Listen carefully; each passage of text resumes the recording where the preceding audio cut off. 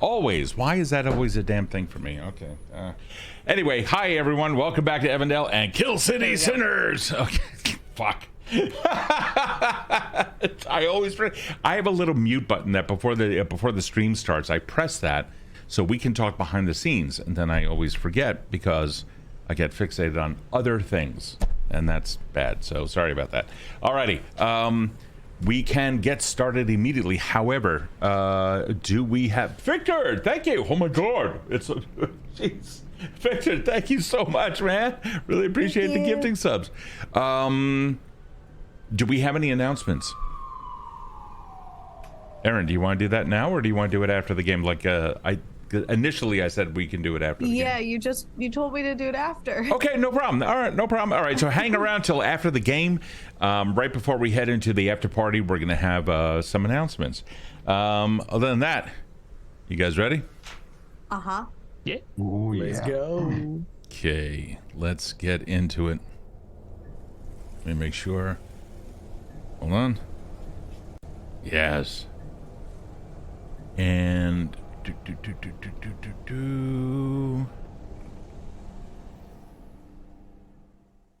oof. Why are you're all wearing masks apparently? That's not exactly what I had in mind. I don't know why that is. Let's do this. We're wearing masks? It has it as I hear a breathing apparatus, and that's not what it was supposed to be. Okay. Either way. Let's get into it this way. There we go. Ooh. You guys are in a taxi. Now you happen to be going through the streets of Kill City, and you are going back to where? The Deed's place. Okay. Who is in the taxi? Definitely Kode, and the back seat, likely one of the sides that doesn't have the horrible hole in the side, so that Doc Faustus can get his crane arm actually accessible and out. Okay. From the opposite side of that arm. So Faustus, you're in there too. Yep. Haven is walking alongside apparently. Oh. Haven is mute. Sorry, I said me in the beginning. Oh, okay. All right, cool. And you're there. I am there. However, we do not yet have Killian. Killian, last we saw you went off with Hacksaw to go kind of scout out Cody's mom's place. And on the way, you ended up going over to a cyber amusement park. How was your trip? The trip was really good. Definitely took in some sights that I wasn't really expecting. It was kind of a trip that Killian really wasn't expecting. It was actually Hacksaw himself who really started just like trying to put this into his mind, like, hey, we should do that brain dance where, like, you can go into that virtual world and there's that mouse from back in the day. And I'm like, and then like, because he was talking about it and we were by these billboards, I started getting bombarded by like all these weird things that I couldn't, like these ads, and I'm like, get up. Let's go. So now I have these weird ads that keep popping up in my eyes, and I'm trying to get rid of them, but for some reason they just can't get them to. Oh, there we go. Okay. There it is. Okay. Yeah, but I got to go back to the city. They need me. So I'm gonna go to Deets. I'm just heading to Deets. Copyright strike.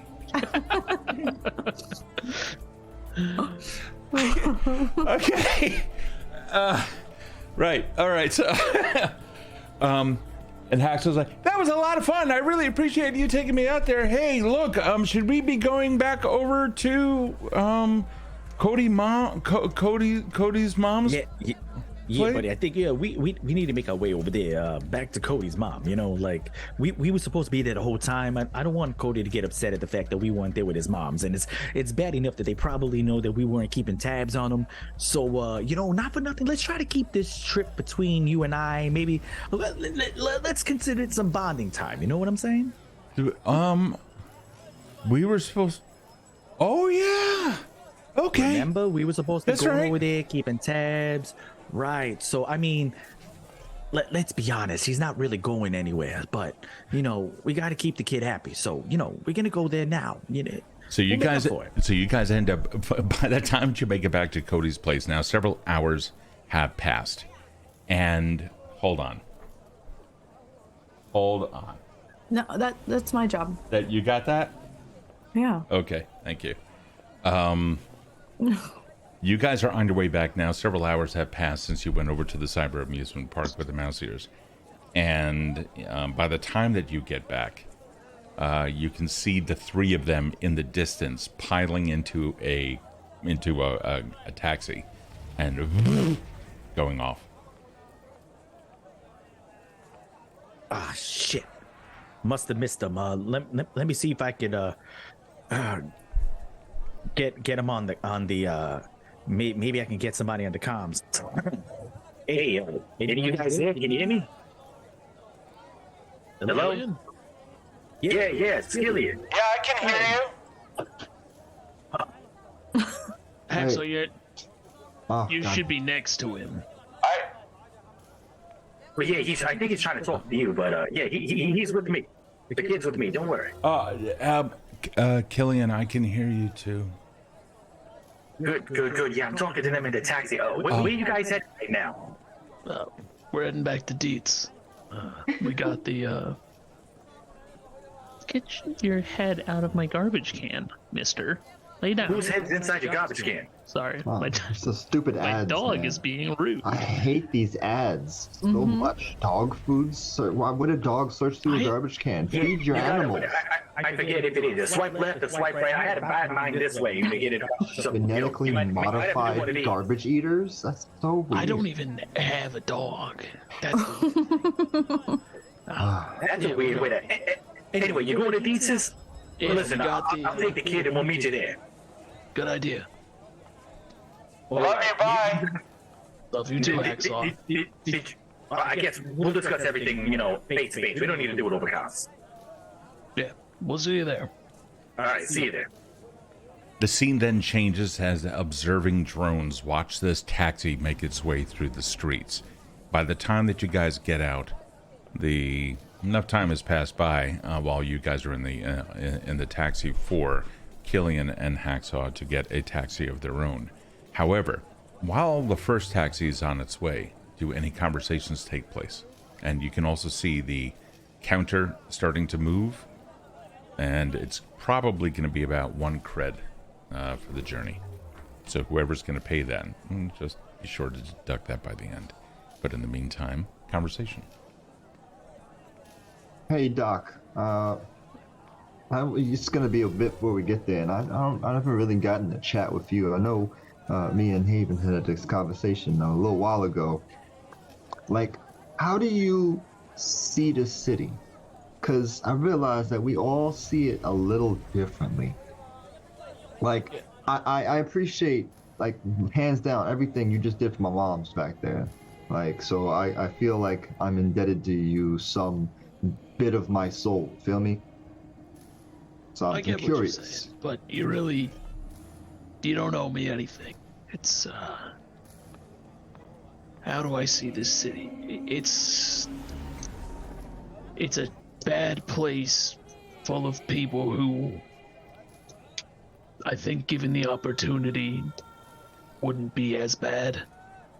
So that's where I'm coming from, at least. Right. The corporations are going to charge them more than they'll make in their lifetime to press them into service. They'll own their bodies, they'll own their homes, they'll own everything that they have access to.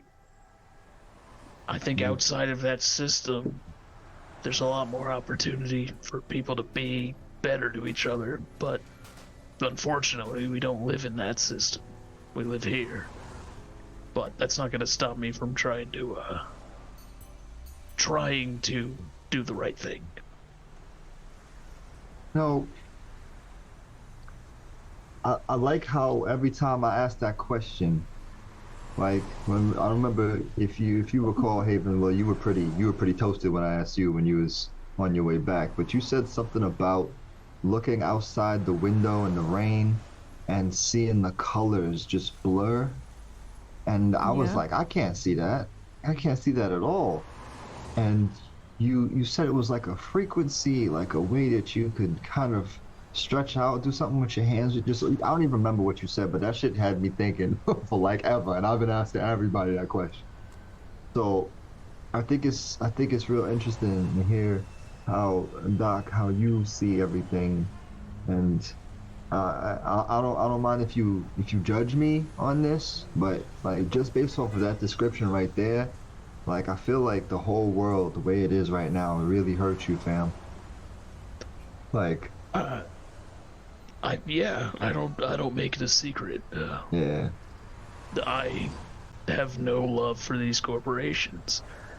I don't know if I've ever told you guys why I made the, shit deal that I made.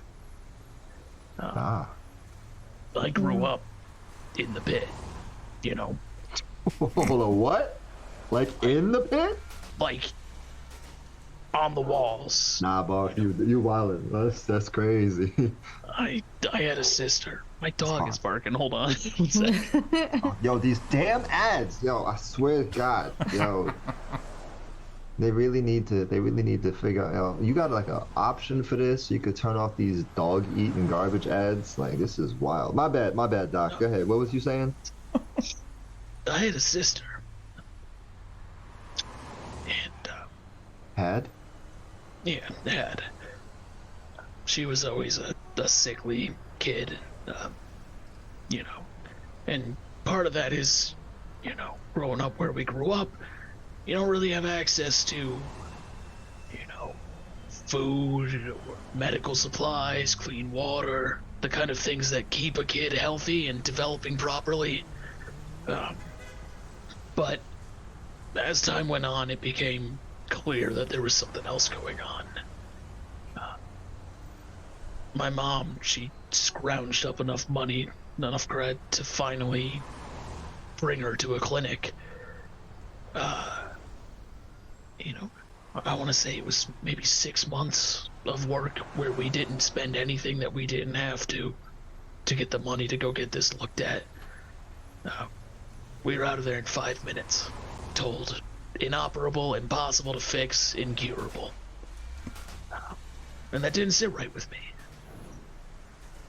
And kind of looking into my options, the deal I made was pretty much the only way for somebody of my means to get medical training. And yeah, it's a shit deal, but I did get the training. I probably would have stuck with the company, but I wasn't even there the day that my sister passed. I was on hard contract work. That's sort of the terminology. Hard contract was I could not say no to it. I tried to tell them what was going on. I tried to tell them what is happening, why I need to be there. But I was told I couldn't. She was a tough kid. She had always hung on for a long time. I thought maybe I could finish this job and get over there, but anyway, that night I broke my contract, and here we are. Damn. Sorry. Damn, man. Listen, I'm not gonna say it's not sad, but it's not unique. I guarantee you there are people in this city that have it way worse than I do. Yeah, like a old neon scorpion that has no longer have to worry about his memory input. For example, hypothetically. Yeah. Allegedly, when I look at the cab driver. There are. He looks back and like presses a button on the dash, and his rear view mirror just kind of goes black.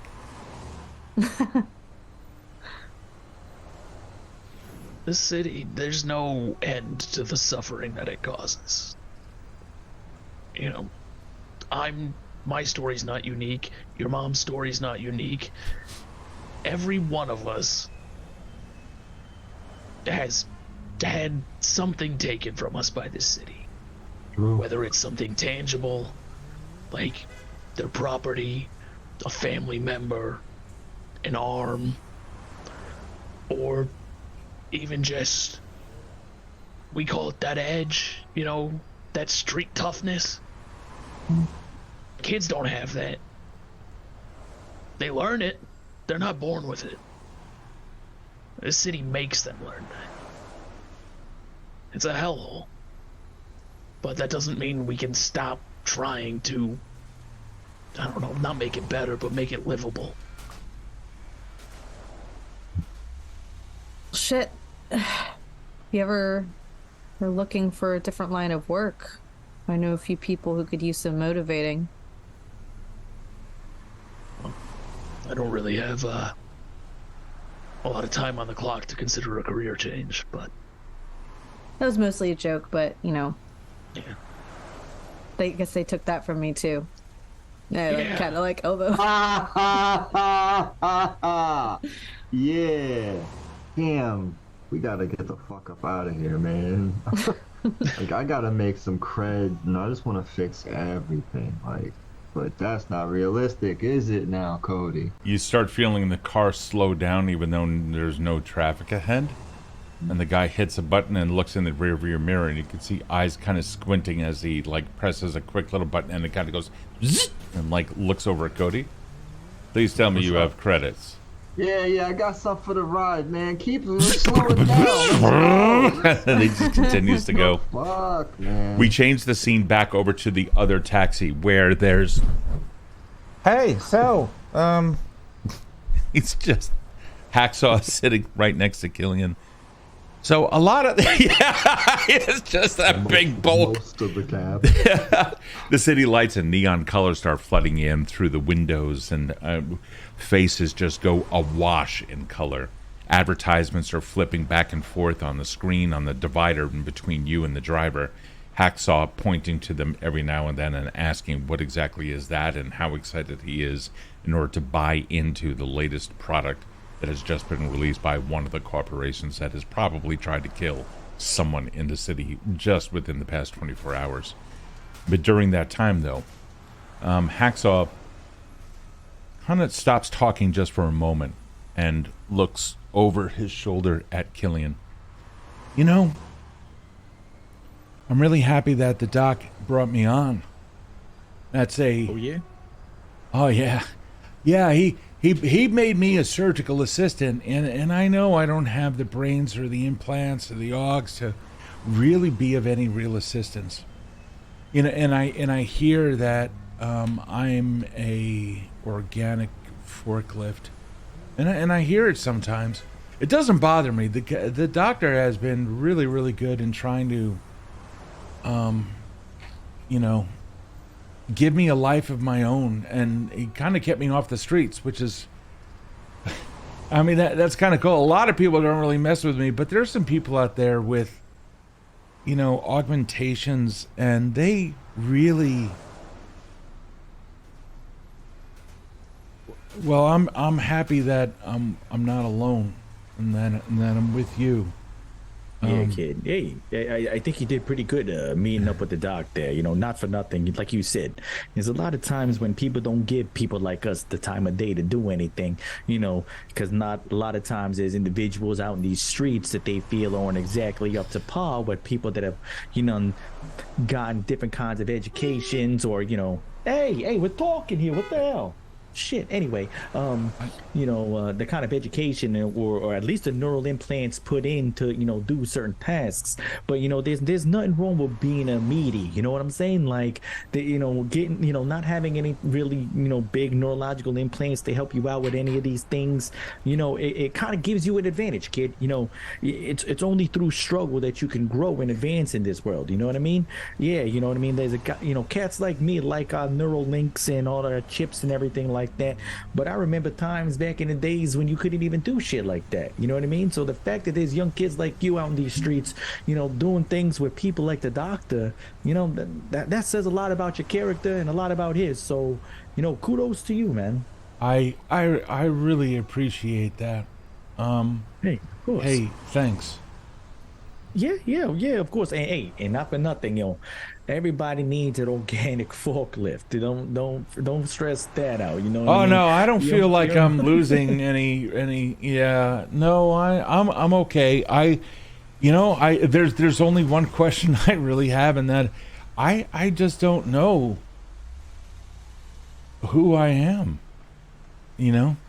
With that, the taxi starts coming to a stop immediately behind another taxi, the one that you three are also in.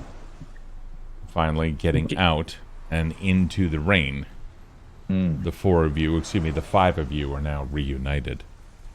Hacksaw, Killian, by the way, you were the first to get out because, that's where the sidewalk was.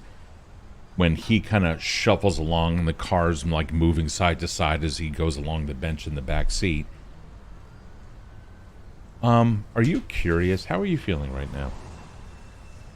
Me? Yeah. I felt kind of sad for the kid and what he was saying. Like I was really feeling a little bit of remorse for him. Okay. Made me really think about the kids on the block that I look after. Okay. If there just happens to be, let's say, hold on. Hey, Mike. What's the equivalent of a perception check? It would be something akin to probe, wouldn't it? But probe is more purposeful as opposed to accidental. Yeah, it doesn't really have a Okay, no worries. Because typically you just reveal shit. All right. Yeah, direct analog. Yeah. In which case, as he kind of like comes out, and you can see there is a Neuralink in the back of his head. The kid's unaware of it. And he stands back up, and of course it disappears from sight.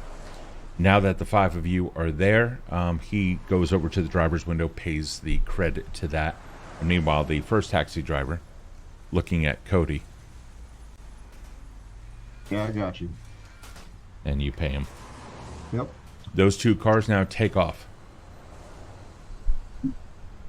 And you are reunited one more time outside of you. I assume you guys didn't go directly to it. You kind of went near it, right? Yep. Yeah. Okay. Yeah. Yeah. All right. So, however far away you guys are, you guys determine that, and take it from here. You can make it all the way upstairs whenever you wish. All right. Hey, so you guys good? How did everything go? Wasn't the cleanest job we've ever done, but we got the spine. What do we still need? We still need the pallet and an eye.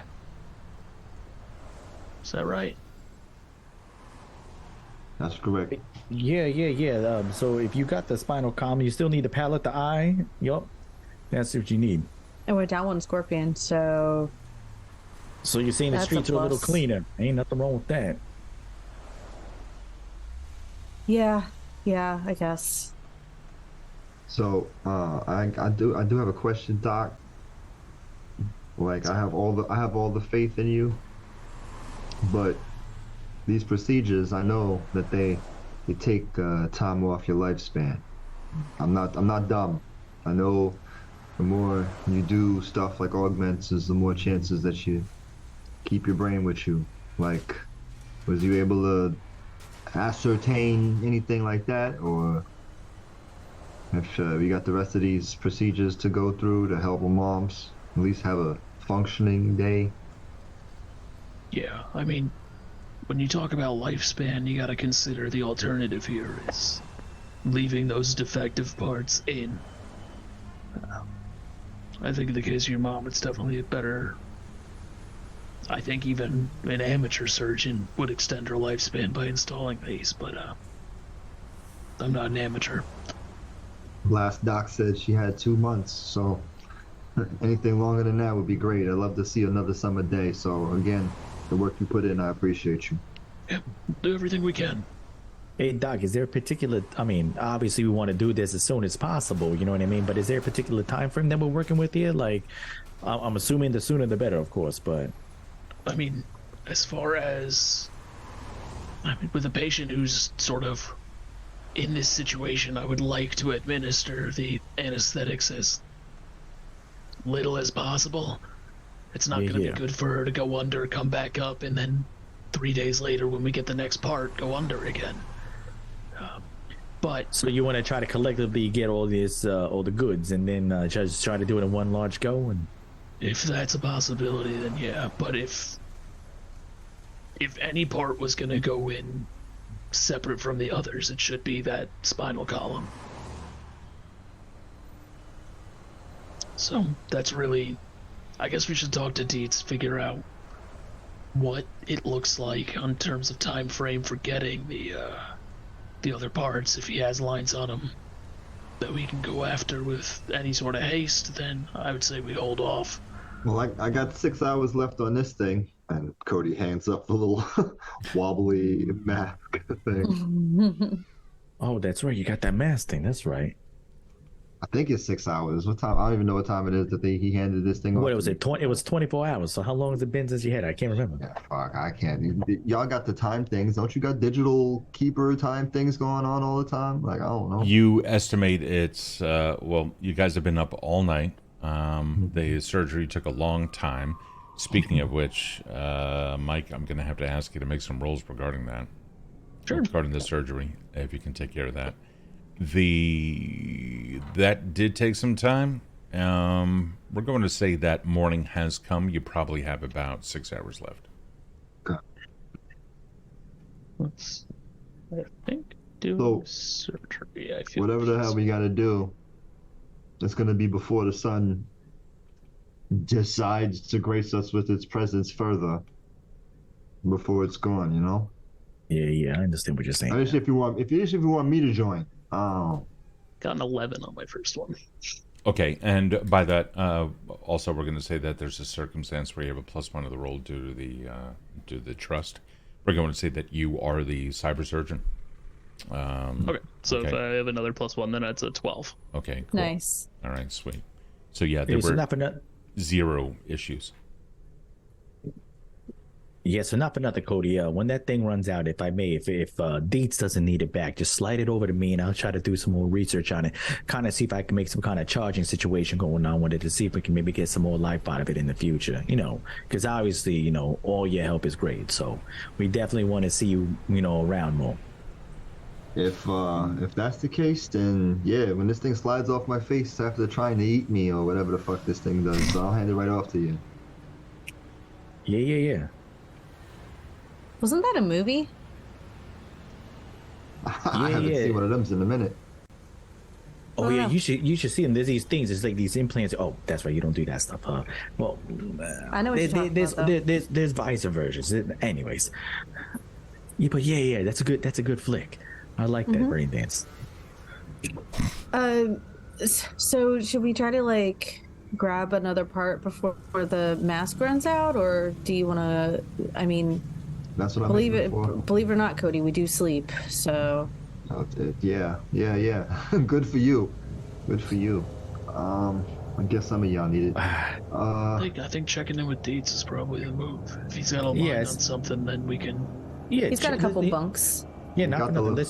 Let's check in with we'll check in with D, see the locations, Doc. If you need to, you know, see if there's something that you need to do with the spine at that time, you could do that. You know, if D needs some more help with the research or, you know, locking down these locations, you know, scanning some of those, you know, IP addresses and see if we could dox them. You know, I can help with that. So once we know all the details, we can put together a plan.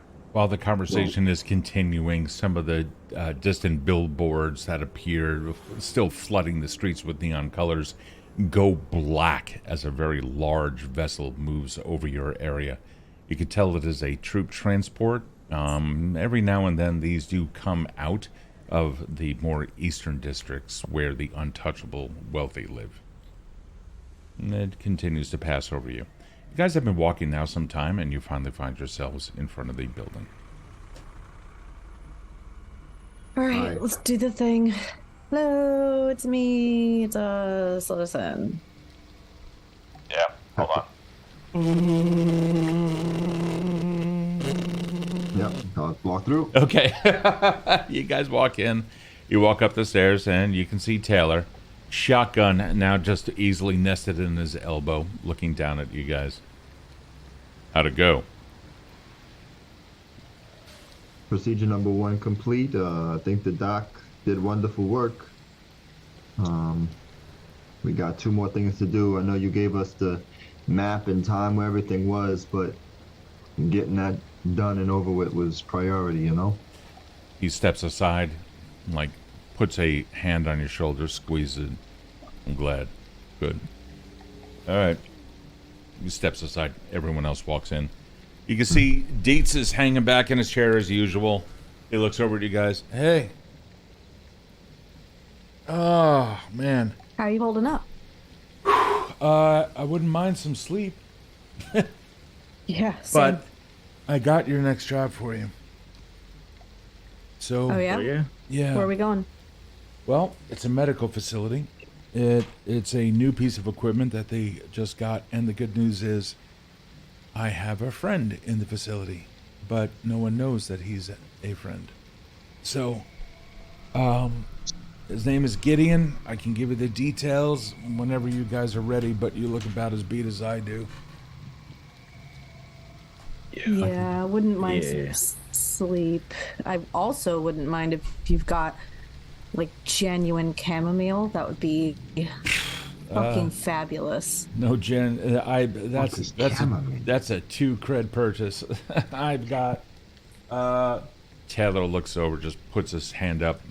He stops talking, and Taylor, as usual, goes into the kitchen. He'll come out with something. Do you Yeah. got, What's up?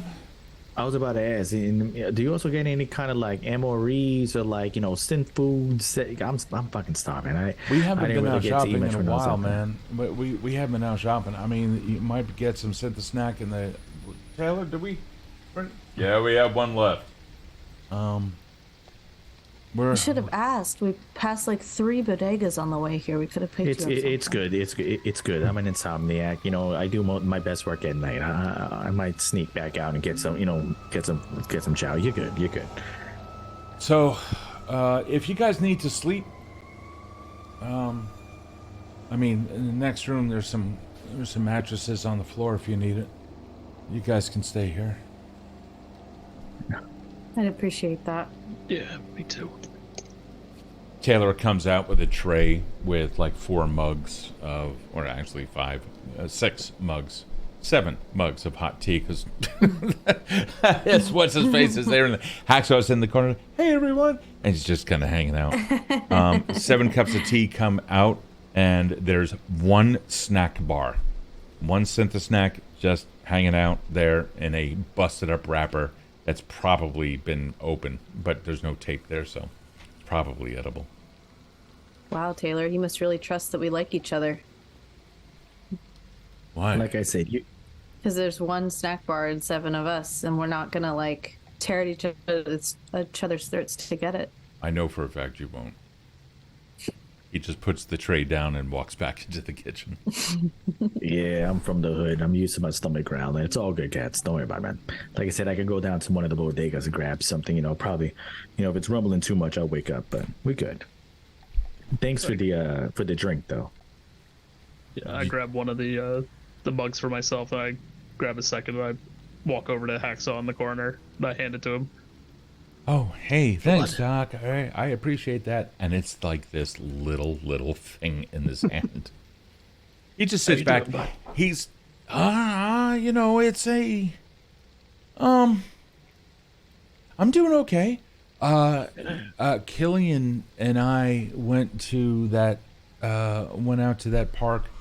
I'm sorry. Yeah, we said that we were going to go, that we were going to hang out. I was in front of Kode Mom's place, and it looked pretty safe. And then Killian came on over, and then I kind of said that, I was bored, and that I really wanted to go because there was an advertisement, one of the balloons going above, and I saw the lights, and I really wanted to be a part of that. So I was like, "Hey, Killian, do you think that maybe we can go over there, and then do you think maybe we can do that?" And Killian was like, "Yeah, kid, come on, we got this." And then I spun off. And so I'm Glad sorry you had that I fun. wasn't there. Yeah, and we didn't even spend a single cred. Hey, He taught me how to so hop that's a kind of fence. fun. There you go. Well, the fence kind of collapsed under me, but Hey, no worries. They pay people to fix those things. yeah, down with the corporations, right? Do you need, Okay. how you doing sleep-wise, bud? I haven't slept in like 2 days, and I'm starting to see things. Alright, let's sit down. We'll just go over some of the basics that we need to know for medicine, and then we can go to bed, alright? Yeah, that'd be good. Okay. And he sits down and he like looks around for a scrap of paper to write nothing on because he never does. I just hold up, like, one of the syringes from my bag and go, this is anticoagulant. What does it do? He starts answering questions and gets about 60% correct. You're doing better, bud. While you guys are over there in the corner, Taylor has now, he comes out and announces that the cots and whatnot are in the are ready. You guys can sack out whenever you wish. But in the meantime, Doc and Hacksaw are doing their thing.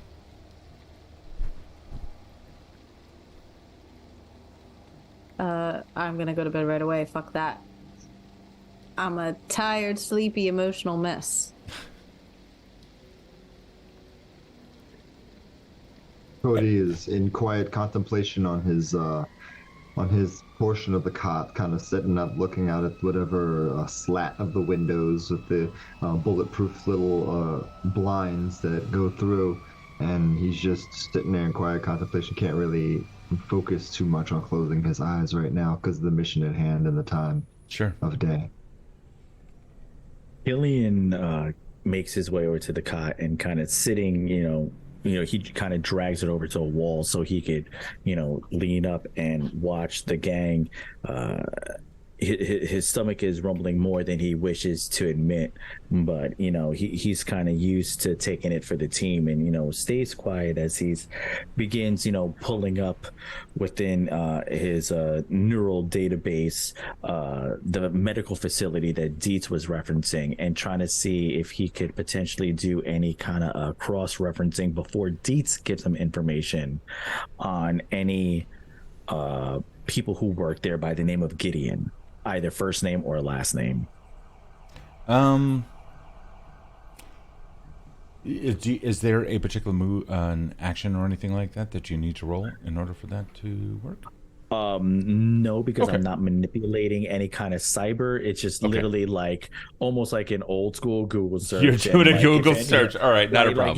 He's Yeah. really just like looking like the general facility, and it's kind of like looking at facility workers and just seeing like if the name getting is got like he knows he's gonna get the deets from Dietz. Sure. But he's just trying to like Killian is more in the mindset of keeping himself busy. Gotcha. Which is what he's used to doing on the street, to the point that he just passes out. Okay, not a problem. You start looking up things. You do find a reference to a Dr. Gideon. Dr. Gideon. They do show a picture of him, and it's just he's. They don't even list department heads or anything along those lines. But you do find his name as being on a roster of current employees. Yeah, once Killian finds that, he kind of snuggles back and kind of a little bit of satisfaction, leans his head against the wall, and passes out. And that leaves 1, 2, 3, 4 remaining people. Hacksaw, the Doctor, Dietz, and Taylor. Taylor has taken place in the big old chair right next to Dietz, facing the door, shotgun always loaded and always at his side, leaning up, barrel down. He's looking at what appears to be a manual of some kind, and then reaching over every now and then and trying to tinker around and try to fix something else. Dietz, meanwhile, pressing buttons, and he continues to just nod forward. Taylor finally just like taps him for a second, 2 gentle taps with his middle fingers on Dietz's left shoulder and squeezes it. Go ahead, it's time for bed. I got it. No. And Dietz is like, puts his hand up, grabs Taylor's hand, holds it for a second. Yeah, okay. All right, I'll be back. And then he gets up and goes. Taylor then turns around, looks over. Hey, you guys in the corner. What are we doing? We're headed to bed as well. Hacksaw Button. Yeah. You're doing really well with this I hope with the medical training. You know, it's I kind of lost you when you start talking about hematomas and suborbital trauma. When you're doing eye implants, but I think I've got something. Yeah, You're doing really well. I had classmates that know less than you do. On that note, I have a present for you, bud. Oh? I reach into my bag and pull out like this battered old like anatomy and physiology textbook, Awesome. like a physical book. I go, I want you to read up on this. You know a lot of what can be done to help people, and now this will teach you where to apply those things. It's kind of backwards from how you'd normally do it, but Yeah. So he had not taken any notes, any handwritten notes or anything like that. It seems to be working just strictly off of memory this entire time. He sits at it, looks at it.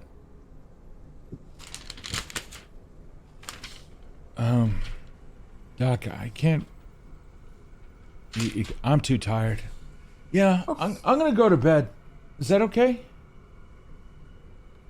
yeah, and we'll work on reading in the morning, bud. He gets up. The floor creaks under his weight. A wash of neon, of subtle blue, comes through the window just a little bit, through the blinds. And outlining his figure, all you see is a massive shadow across the wall, leaving the doctor and Taylor alone in the room. I think I'm just gonna kind of post up in a corner. I pat the arm and go, I can't really sleep too well lying down with this thing. Hold on. He stands up, goes behind his chair, picks up that chair. It's big. He is also kind of a big guy. Comes over, move. I get up. Turns it around, sits it, gestures towards it, pats you on the back, goes over and sits in Dietz's chair, which then summarily goes, it like shrinks a little bit. Finally, you guys end up getting some sleep. I actually had one more thing. Oh, yeah. What do you got? Because given that I kind of betrayed one of my core beliefs, it seems like a fair time to advance my symptoms. Oh, okay. So, seeing that everyone is either asleep or in a chair kind of facing the other way, kind of like peel back the, like, shirt from where the, like, discoloration has been sort of spreading. And at the, like the point of connection, like that spreading is still going like up the neck and kind of like onto his face, across his chest, but at the point of connection it is now shiny silver chrome. It's turning to metal as I'm taking the symptom, you're being replaced or incorporated in replaced by or incorporated into the veil. Oh, fuck. Bye. And then I fall asleep. Doctor, when your eyes close, the first thing that you notice is a... Initially, it's black, and then there is a forced light. This is information being fed to you. And then you see a lamb come bouncing across, and then another one, and then another one. Apparently, a sleep app has now been installed. You did not request this. Have to take a look at the old hardware in the morning. As you utter those words, the slow pulsing blue of neon that had been coming into the room from a distant building changes, and you can see a flicker of white and yellow as letters on whatever that might be, whatever advertisement that is, supported completely by music, of course, that keeps everyone awake. You finally manage to drift off to it, becoming somewhat immune to this. And finally, in this portion of Kill City, it's a little bit quiet. You guys end up going to sleep. The morning comes. You are awakened by a foul smell of carbon. It smells like hot carbon, like charcoal, with an undercurrent of some kind of meat. There's also something that smells a little bit like a vegetable of some indeterminate type. You hear Dietz and Taylor in the background talking to each other. You also smell, now drifting into your room, something that smells warm, slightly bitter, and actually has you salivating just a little. You four, or except for the doctor. Doctor, you're going to sleep in just a little bit. You can almost see like a little timer counting down exactly how many minutes you need. The other three wake up in your room. Take it from there. Holy shit, what is that smell? That smells so good. Y'all ever smelled anything like that before? Yeah. It smells weird. Okay. It has a smell. That means it's able to be eaten. So let's find out what this is. Say less. I'm already up. I don't know. generic. You're saying this to my back. I'm like halfway through the door right now. What, we want to wake up the doc? He looks like he's sleeping hard as hell right now. Like Damn, I ain't He never looks seen dead. somebody sleep like that. Hold up, don't. Hey, listen, hold up. Actually, if you see yo, me hey- sleeping that hard, say something good in my eulogy. Holy crap, he's he's Yo, gone. Haven, Haven. What? Yo, check him. No, you poke him with the stick. I'm not gonna poke him with the stick. You see his Oh my arm? God. Somebody wake up and over to fucking clock you with that. I ain't walk doing over that. to the doc and I put my finger underneath his nose to see if he's still breathing. Very much so, and it is regulated. Oh, Yeah, he's good. He's good. Oh, He's shit, actually like breathing right. Like I never seen him like he looks calm. at ease. Yeah. I thought That's it was wild. just me who realized that. Okay, hey, let old boy sleep. Let's Hey, let's go. I was just shower. making sure you. I was just making sure you wasn't dead. No, with the thing. Anyway, let's go. Come on. Yeah.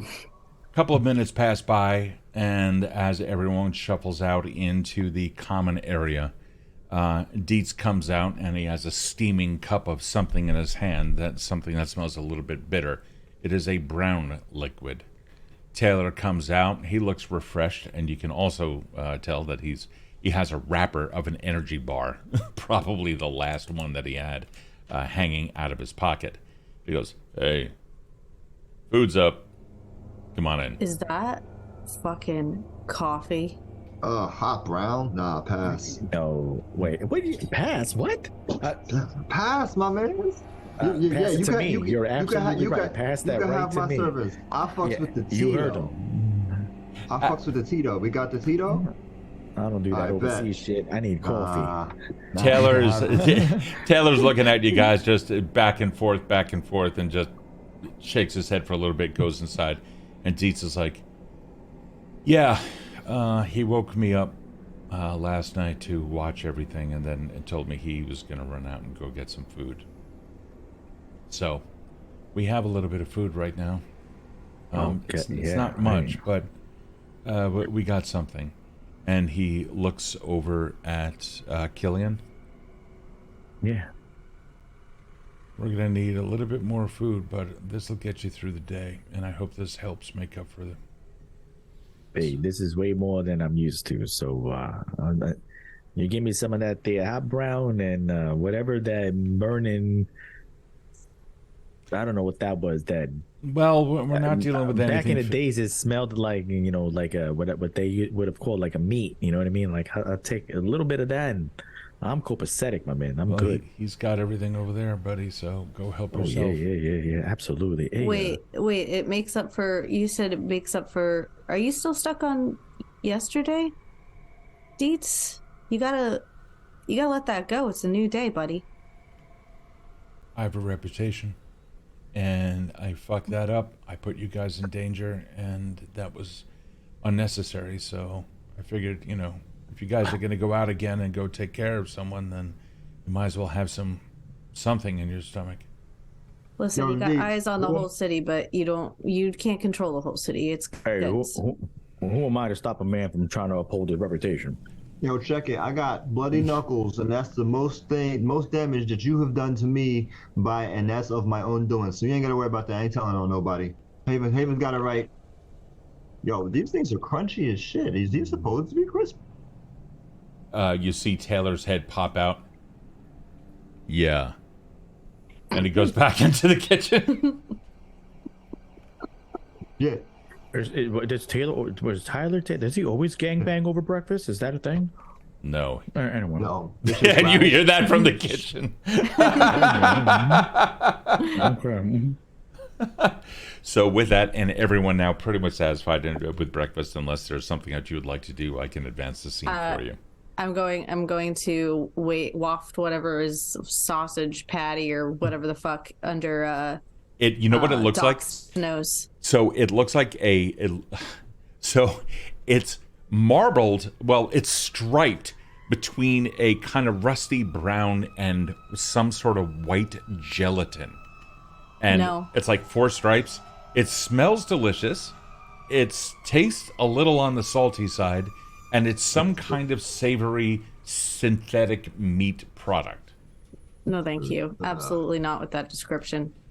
Well, it's synthetic bacon, so there you go. Great. Thank I'm you in. very much. Oh, I've been in. It's in my mouth already. Yeah. Yeah, I want some of that underneath Doc to wake him up. Okay. Doc, you're awake if you wish. Food's up. This one was not yours. It's mine. There's some over there, though. What? You gotta eat. Right. Wait, you eat, right? You just do trash compactor stuff. I'm fucking with you. I don't really eat much these days. Well, this day you eat. Eat some fucking food. Sometimes our commands sound like questions. Eat. I go over and take like the smallest possible plate to be polite. Taylor, who has fixed the plates, is looking at you. What are you doing? Saving some for others. He leans in. You want to repeat that? Oh, he about to insult the cook. Oh, shit, son. We gotta fight the chef. And you see his fingernails barely touch the edge of the plate that is prepared and in front of him on the counter. And without breaking gaze, just kind of scrapes it across the crusty counter towards you. You said something. Couldn't understand it. There's your food. Turns his back to you, goes and starts working on something else.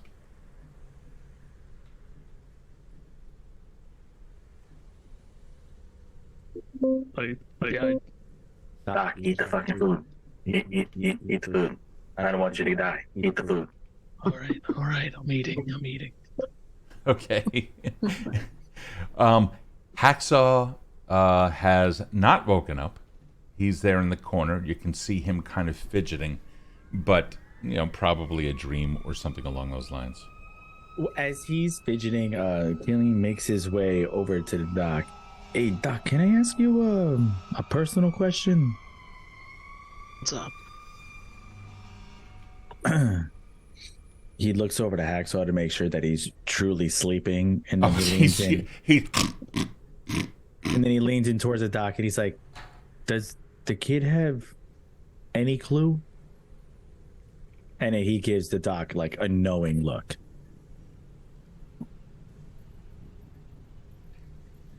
Some things just don't stick for Hacksaw. His eyes, I know, are augmented, and he's got a neural link. If there's anything I can do to Sometimes help, it feels like he just found out again. I don't really think that he's hatched on yet, Doc. So if there's anything I can do to help at any point in time, you let me know. Yeah. I don't mean to pry into your boy and your personal information. I understand that you guys have a history with one another. It's just, I know you're going through some things right now, and the kid is processing a lot. So I just wanted to kind of bring it to your attention that he didn't bring it to me, but you know, individuals like me have eyes for these kind of things. So I just want to let you know that I know. I appreciate that. And then don't worry, like that's the kind of deal that you know sometimes blissful ignorance is a thing. It's a good kid. Killian, can I ask something that might seem, I don't know, preemptive? Go for it, Doc. Just make sure Hacksaw's all right when I'm not here anymore. He's a good kid. Sharp as a tack, honestly, beneath all that. Just make sure he's all right. Just so you know, you're doing right by him, Doc. You're doing more good for this world than you even realize. Just, I know you made your choice, and one of my big beliefs is that you get to choose the world you wish to live in. So understand all the decisions you're making, all of them, are your choice. However, with that being said, know that the kid's being watched over. I really appreciate that, Killian. Of course. Steve, I would like to do an analyze roll while finishing the last bit of my food on the outskirts of the building. Sure. Well, how are you feeling right now? What's that? Satisfied, whatever satisfied is. Sure. Satisfied is, I'm going to say that. Hold on. Let me get to the thing. Satisfied. I'd say you're peaceful. Peaceful? Oh, that's a good one. Or joyful. You can also be joyful if you wish. Joyful, it's worse. Joyful's worse. But it's hard for me to feel joyful, but peaceful is easy. Thank you for the bit. Really appreciate that, Hannah. Thank you. All that. So 7 + 1, 8. Sure. And you are analyzing. So you get to ask about like 2 questions about a particular situation or place. Is there anything in particular that you were analyzing? Out of the ordinary drone maneuvers? Mm-hmm. Outside, I assume. Yep, Okay. Yep, outside. Yep. And any changes in structure around the outside, like for escape routes? Sure. So you peek outside, really trying to get a good idea as to what's going on.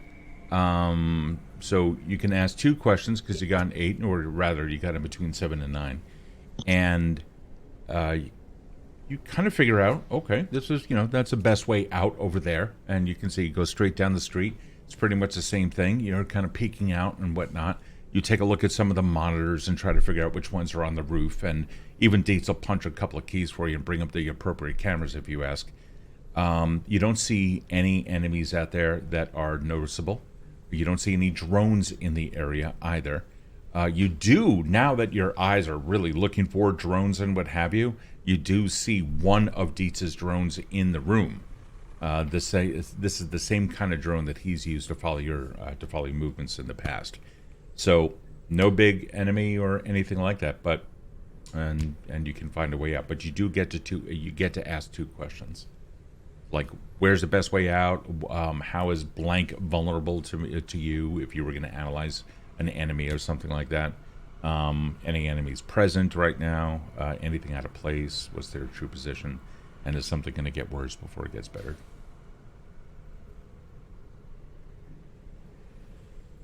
I'm just going to stick to are there any enemies nearby, and what's the best way out? Same as pretty you. much answered that. Yep. Okay, cool. Then you're all set. Yep, that's it. Okay, if you decide to act on either of those, like go the route and what have you, or act carefree because you feel that there's no enemies out there, then you're going to get a +1 forward. Okay.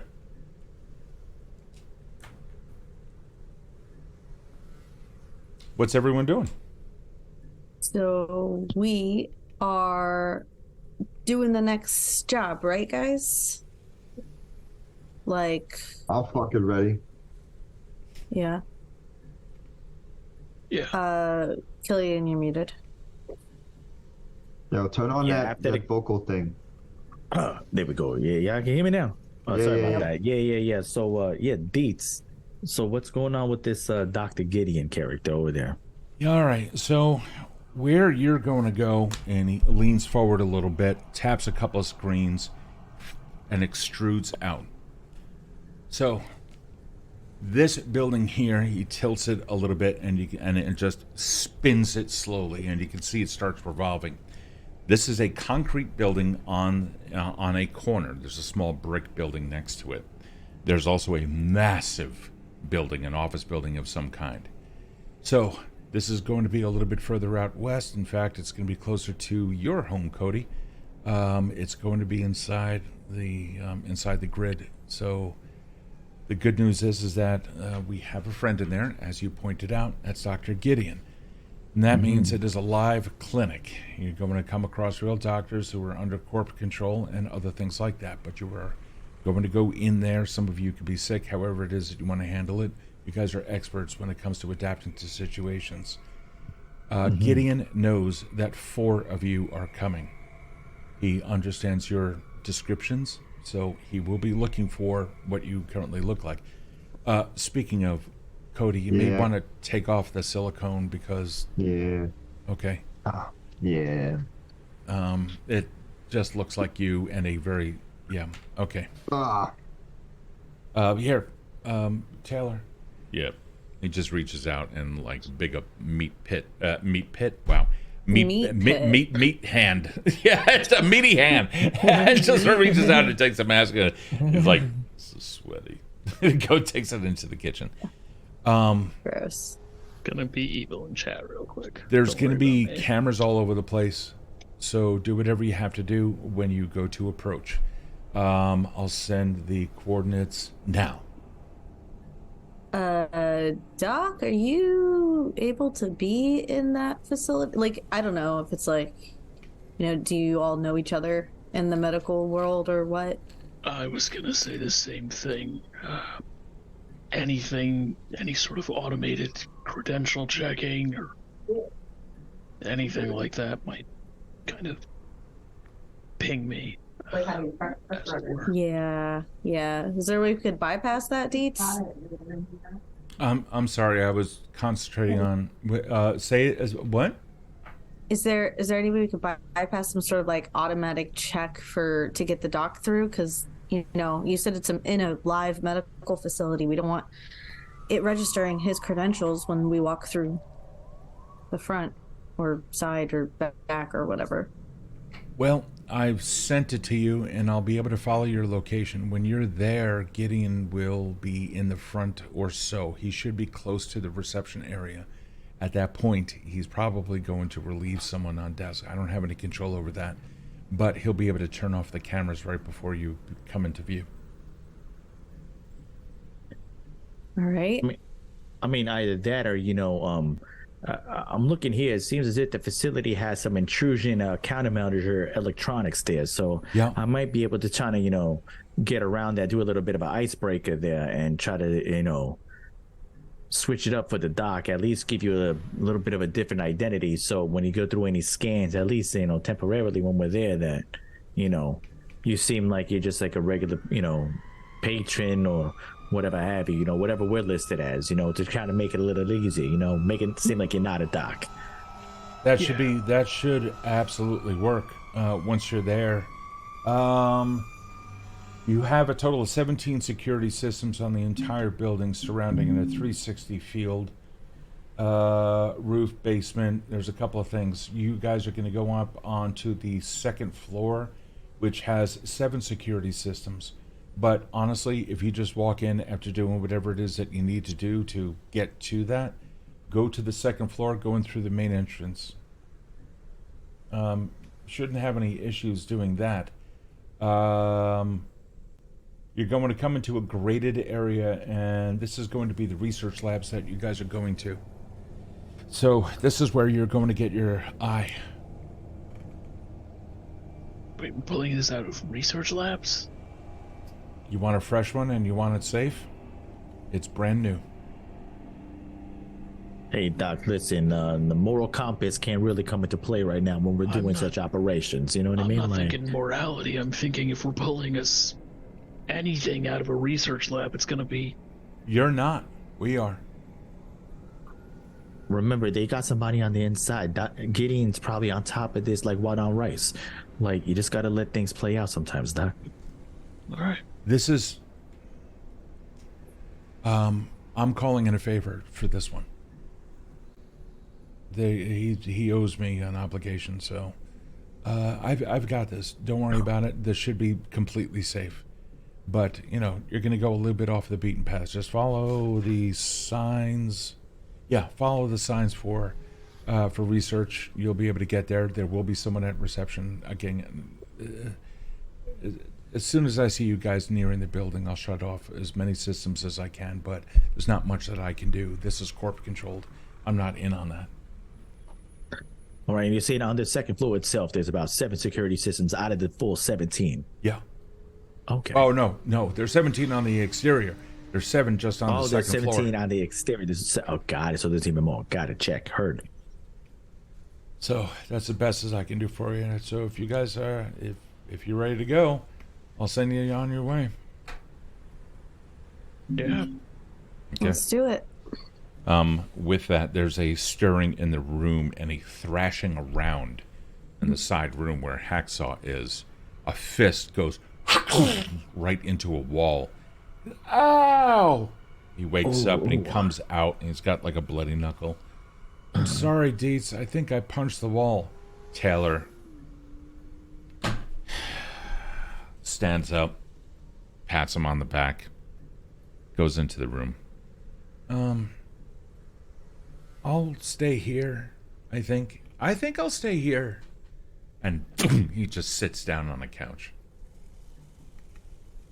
You know what you could do, Hacksaw? And I'm going to give him a cred. He looks right up at you with a huge smile, and his eyes completely light up. Oh, okay. Well, I have a fun task for you. You can go to the store and get food to restock their kitchen. Would you like to do that? Dietz turns around, and he's like, Just... Yeah, Hacksaw's like a puppy. If he had a tail, it would be wagging. He immediately stands up and just goes out for a giant bear hug. Oh, okay. Oh, God. Oh, And okay. let's go. I'll and it's like with his hand, it's a little bit bloody. He's just holding it, and you see his eyes go. It's like focus in and out, and then they turn a brilliant purple. And he's like, "Thank you," and thunk, thunk, thunk, thunk. Wait. And he Hold stops on. right before the door. Anybody vegetarian? Who? Vegetarian? No. What? I hear the words, but I just don't know what they mean. Pretty sure No. it's all made out of plant matter anyway these days. Oh, You mean that? that's- Yeah. Isn't everything You know what? like soybeans? Just, I turn back to Paxot. Just get whatever. Okay. Get whatever. And he Nope, not whatever, Hacksaw. I know what you buy. he stops. Healthy stuff. Thunk, thunk, thunk, thunk, thunk. I got a dog. And it's like, Not gonna No, anything Yeah. healthy. I gotta path out of here if we wanna get moving without getting any eyes on us. So let's dip now Perfect. while Sounds we got good. the eyes out. Let's go. Sounds good. So, with that, we're going to take a quick 5-minute break, and then we're going to pick up directly outside with a quick little narration of what the journey was like, and then we're going to pick up with the action. We'll see you guys in 5 minutes. Bye.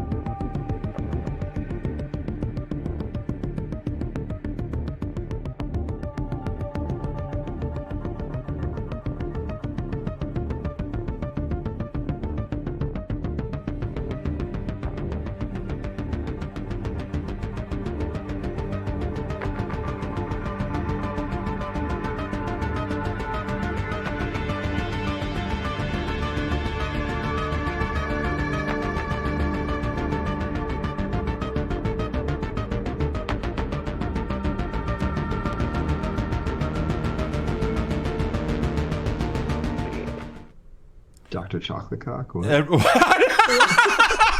we're live. So What a fuck. you said what you said. Say it with your chest. Only way to say things around these parts. Oh man. Okay. Well. Oh, there's Mike. Hey, Mike. I'm back. Sorry. Oh, no worries. No worries. So. Damn it, that band didn't work. Yeah. Don't ban me. Yeah, we were gonna ban Dr. Throat Punch. We don't know who that asshole is. I tried. I did an asterisk. It must have been that / I keep forgetting. I just quickly made myself a salad, so if I end up stuffing my face, then please forgive me. Don't worry, we'll talk over you. Cool. All right. Hey Steve, when you do the fancy overlay thing, can you change it on Zoom so that I'm not looking at the glitchy? There you go. Oh, yeah. Well, Oh, that's nope. fine. There you go. Yeah. There you go. Thank Okay, you. good. All right. Sorry about that. All righty. We are back. Welcome back to Kill City Sinners. Sinners, you find No. yourself in a taxi on the way back, and the journey there during the daytime, somehow, some way, as the sunlight manages to pierce whatever smog there happens to be in the air that day, including the incredibly thick clouds, and does some moments of ray actually manage to hit the ground, making you realize exactly how pure everything is outside of this hellish place. Of course, the clouds then continue to move in, and the entire place gets inundated with rain once more. Moving through the city, it's almost like a permanent nighttime. And again, the flood of neon colors. This case, as you start getting closer towards the grid, you end up going through a security point. That's normal within the city. They validate the registration of the taxi. No one has the time of day, however. With a government employee who doesn't clearly get paid enough, they literally don't care who it is that's inside the taxi as you guys make your way over. Is there anything you would like to do before you actually arrive? Nope. Okay. You start... Yeah, Killian would like to actually do that that icebreaker override that he said he would like to attempt to try to change the information about the doc. So if he were to be scanned for any credentials, that he would come up just like a normie like us and not an actual doctor. Oh, wow. Okay, cool. Is there a move or anything like that you need to do? Like there is no spoon or... No, no, it's different. Well, Cake is alive. there is no spoon. It basically allows me to like turn things into armor. I mean, we I mean, we could start trying to manipulate reality and use my sentient cyber brain. I'm looking for that on your... Yeah, I'm looking for that on your playbook. So if you look at if you look on Oh, cyber brain, hey, there it is. Okay, cool. there we go. Yeah. All right, do so what you gotta the first do. one I have has a large database of images is the one that I chose, and also it is sentient was what I chose with my failing forward XP. Okay. So basically Roll plus cyber brain. Yeah, you got it. Cool. What's the state? What are you feeling in this moment? I'm going to go around the table, actually, and ask that question, please. Ooh. If I could use any pluses to that, that'd be marvelous. But my current state right now, out of all of these, well, I wouldn't be looking at that. So, I'd be feeling confident in the information that we were given. Okay. And our abilities. I believe that we're with a competent crew, and I personally feel competent in what I'm attempting to do. Okay. Regardless of what those dice just said. So that's how I'm personally feeling in the moment. So I don't know, Mike, according to that wheel, what that would be, like some form of confidence or Confidence. Probably I think it's powerful. Yeah, I'd say powerful. Okay. So with that roll, that would be a 4. And is there anything that I'm able to add to that? Do we have anything left or no? Well, If not, then it's a 4. Well, your modifier is going to begin at a +1. And let me see if I do I get anything for that. Oh, and then with my cyber brain, that's another +1, so that's a +5 in total. Okay, so You have a 5 in total. Okay. All right. So it's, you're doing pretty much everything that you can do to do this. You're accessing stuff. However, it looks like that a recent update to the system has caused you some issues, potentially. I think, hey, Mike, on this one, this is a check like any other, right? Yeah, I imagine. Yeah. Okay. So you don't exactly succeed. You want to describe the environment in which you had to work and why it is that you couldn't succeed? Actually, yeah, and you'll see where I'm going with this, because I'm going to piggyback on my playbook with the subconscious. You're going to see, because I failed, what I'm going to be doing here. So basically, as we're, I don't know how we're getting there, taxi or taxi on foot, whatever. Yeah, Killian basically is like, give me a minute, and you see him kind of sink back in his chair, and then his eyes, glow this red as these two little instruments protrude in front of his eyes, and they begin to flash brilliantly and pulsate right in front of him. And within his subconscious, he kind of delves into this binary system of zeros and ones that basically pierce through the current veil of reality, and it's what's making up everything in formation. And in this particular space, Killian always envisions himself as this all white entity, and it just has that V for Vendetta mask on his face, like that mask. Okay. And but thank you. But he's just like this all white glow of an individual, and he's like kind of trying to flash through this space, and the area around him shifts as he stays perfectly steady. And what it begins materializing as, because it's subconsciously a place where he once lived, is it all of a sudden becomes where the Tar Boys reside. So he sees the 0 and 1s, and then it manipulates into the hood that he's familiar with, and he basically sees these doors that he knows doesn't really exist in the hood, and it has Dr. Faustus, his information right there. So he's thinking like, all right, good, I'm here. And when he goes and tries to grab at the door handle, his hand just cannot make connection, and he just right through the veil itself, and he just becomes lost in this limbo of reality and not, because he's at such a loss, because he hasn't yet realized that his cyber brain has actually grown and developed to become sentient. So what he once was able to just so easily control, the world around him has now evolved, and it is actually hindering him from as easily manipulating information as he once has. And he just cannot go through the Dr. Faustus door to properly change the credentials like he has. So he's just literally lost in this moment.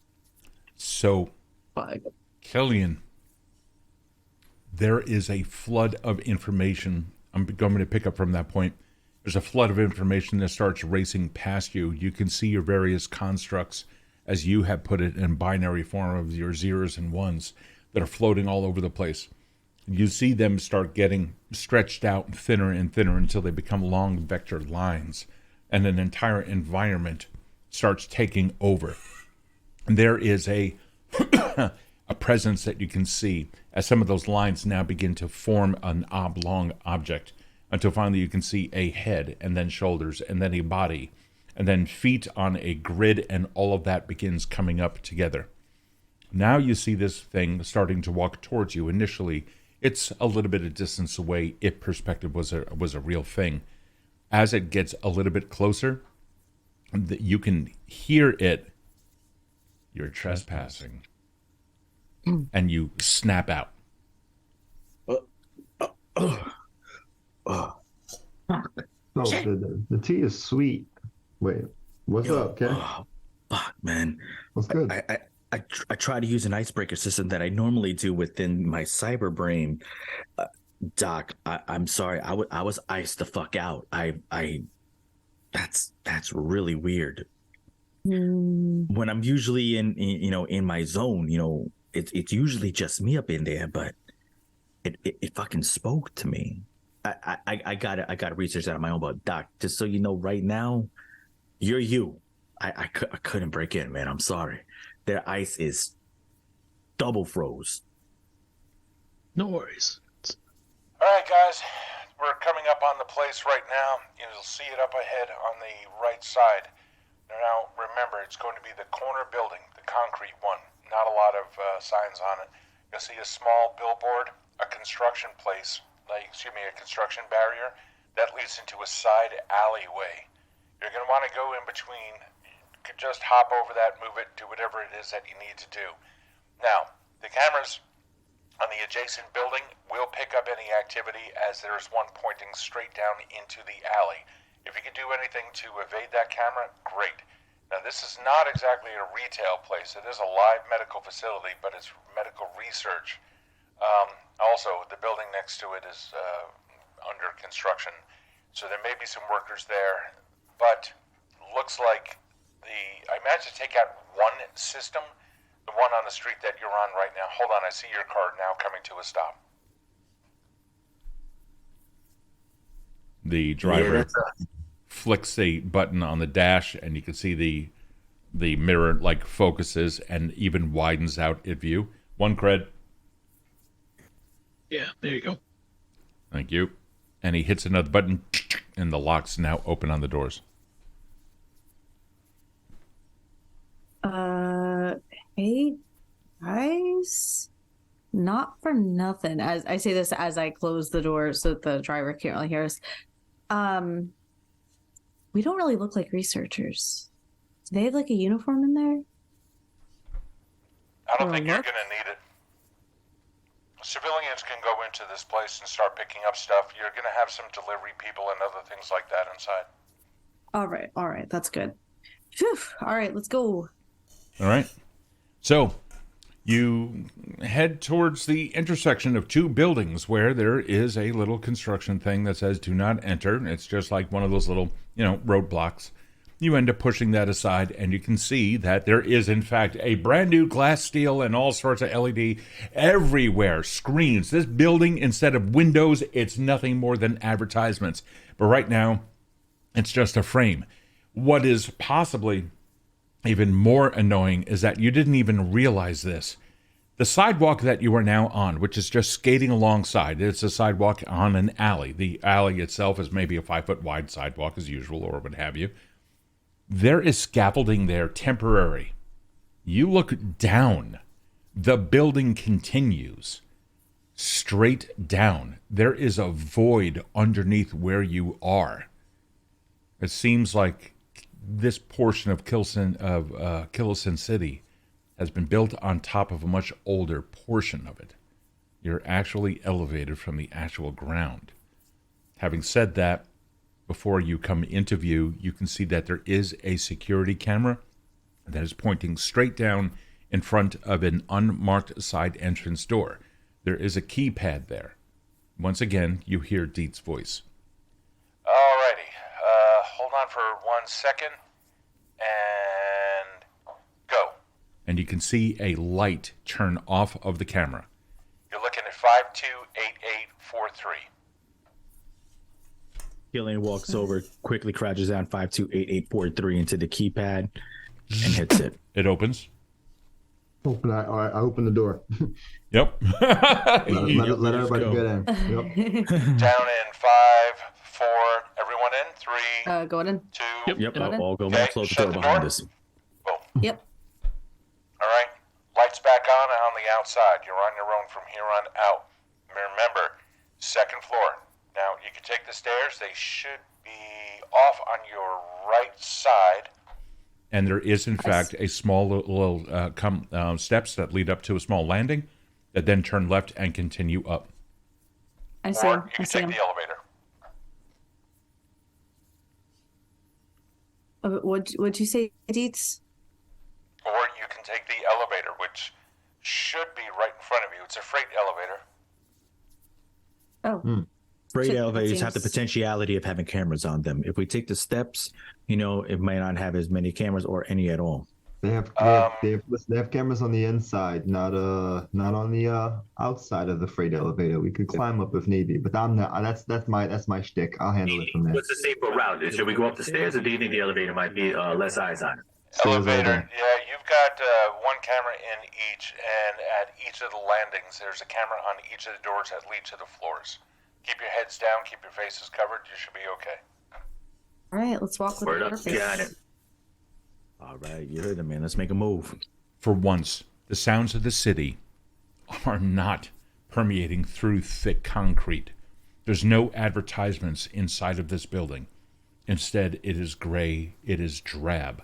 The only color in this place, aside from whatever clothing that you may have on, really just comes from the poor paint job that is still on the banister going up on the handrail. Steel edged steps, the only metal aside from that on the banister. Nonetheless, you begin moving up. You can immediately see a camera pointing down just as you come around a landing. That is going to be the first floor. You came in on ground. You're now coming up to the first floor. How do you want to handle this? How many floors up did he say? 2? We're going up to the second floor. Okay. So, one more. Mm-hmm. Cool. Okay. Got a read on your face there, Haven. I'm watching you through the camera. Keep your heads down, guys. Yep. You start going up, Doc, doing that whole thing. You guys then turn the landing, go up another step, go up to another landing, turn again a 180, and continue up. Okay, I'm watching you through this camera. Keep your heads down. This is the floor that you want. The door should be open. You'll then come into a facility. Head down to the end of the hallway. You know you're on the right path. There's something metallic about that hallway that you need to be on. It's probably a metal grid floor. What does that mean? It means it's made out of metal. Yeah, Thank literally you, just Deeds. Thank you, Deeds. yeah. Let's just take the path right there. Let's keep as we're keeping our heads down. Just look down. He's just probably seeing everything from the aerial view. He's being quite literal right now. I think. Actually, no, I'm looking at the blueprints. They're 20 years old, but they should still hold. Okay, that? I'm just worried about the people. I don't really care about the metal floor, but thank you. All right, straight ahead, guys. Right. All right, you start walking down the hallway. There's concrete. You then see you come up to a 4-way intersection, and the path ahead of you looks like a new addition, or at least newer than the rest of the concrete. That section has, in fact, a metal grid floor. You can then see very large sliding doors directly ahead of you. And for this, we are going to go to Foundry. Oh, shit. Yeah, Erin, are you in? No, you're not in on Foundry. I was for Boundary, baby. There you I go. literally have. I was gonna say I have the thing up. That's Okay. weird. All right. Well, now we are going to go. Oh, What hold up, on for 1 nerds? second. Let me do what I need to do on my side. For some reason, this thing just popped up and did a no. Hold on. Come on. Why is it being silly? It just now I see something apparently happened. Hold on for 1 second, and I will get into. There we go. Hold on. This is my street now, Faustus. This is. All right. I'm not too sure what the hell happened here. Hold on. I'm doing my thing, and I don't know why, but it's not letting me in on my side. Hold on for 1 second. Let me just restart this thing. So, when you are walking down the hallway and you end up coming across those doors, you can, in fact, see that there is a small room, a reception desk on the left side. And then, let me get you into where it is that you need to be. Right here. Hey, There you go. Not a big. how dare? How dare. Come on, you. Waiting to get in here with this thing. Okay. Let me just change what I need to do here. I'm not certain, but for some reason this thing just decided to not do this. Let's try that. Hold on. Come on. Is it going to work? You gonna be a good boy? You gonna be a good boy? Yeah, there we go. Yay. Okay, here we are.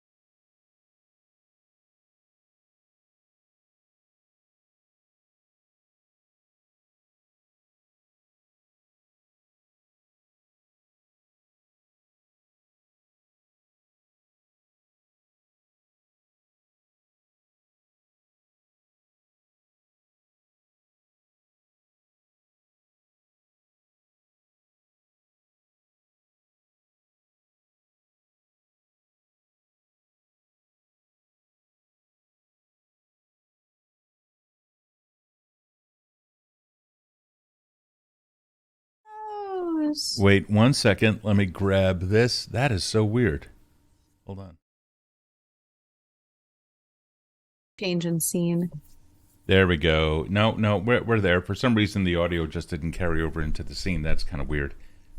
Yeah, I know. Lonely. That was kind of weird. All right. Either way, you guys are there, and you can see someone sitting there at the desk, and they are looking over at you. Can I? Hi. Hi. Can I help you? We have an appointment to see Dr. Killian. And from down the hallway, you can see a figure beginning to approach.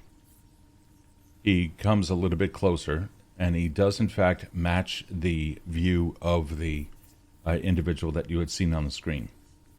It's all right, Toby. I've got this. My friends, come. I was expecting you. The new model is just this way, and we should be able to have no issues trying it on for size. Thank you so much for volunteering for today. I really do sincerely appreciate it. And he begins to walk down the hallway.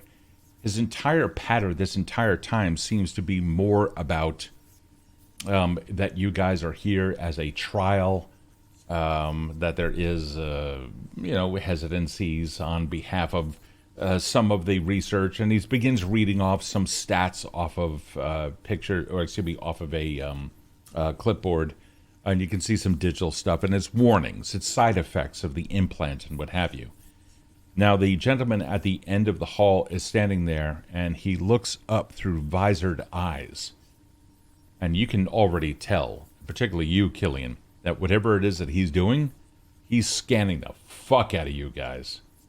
Gideon, steps in front and in between.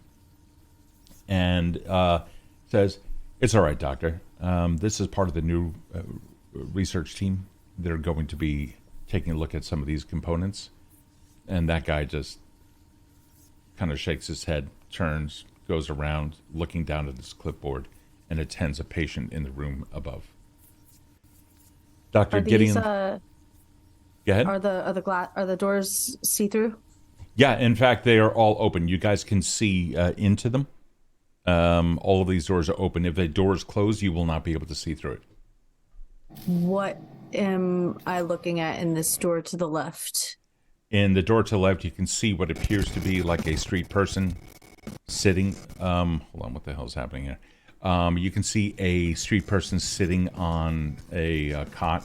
Looks like that they have an arm that has just recently been attached, and a trickle of blood is coming down, and he's just rocking back and forth on the cot. Okay. I'm gonna keep going. Okay. Cool. He then continues through the way. He comes down in front of a storage unit. Kode, you are hanging back. I'm not. Okay. All right. Cool. This guy comes over and goes, "Please step up here." and he looks over at the first person who steps up, which in this case is the doc. Doc, if you don't mind, can you just move you down just a little bit, right there? He leans in. Any eye augments? He's looking right at you. Yeah. Any eye augments? Take another look, bud. It's like very blatantly obvious. Hold on for 1 second. He turns around, opens up the cabinet, takes out a plastic case, or an acrylic case, completely see-through, and in there is a perfect, brand new model. This thing is like one of the 3000 series of the latest, like a TS3000. TS in this case is standing for a tactical scanner. This is a high-tech model. Now, this particular thing, once it is installed, you're going to have to manually attach it. The software for that still has some bugs, so it's not yet an automatic process.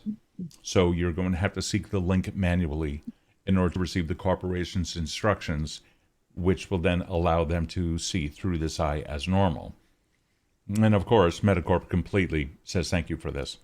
And then he hands it over. Remember, it's a manual process. Right, yeah. Now, as part of all of this, you will have to, and then he turns to the tablet, there are certain things that you will have to agree upon.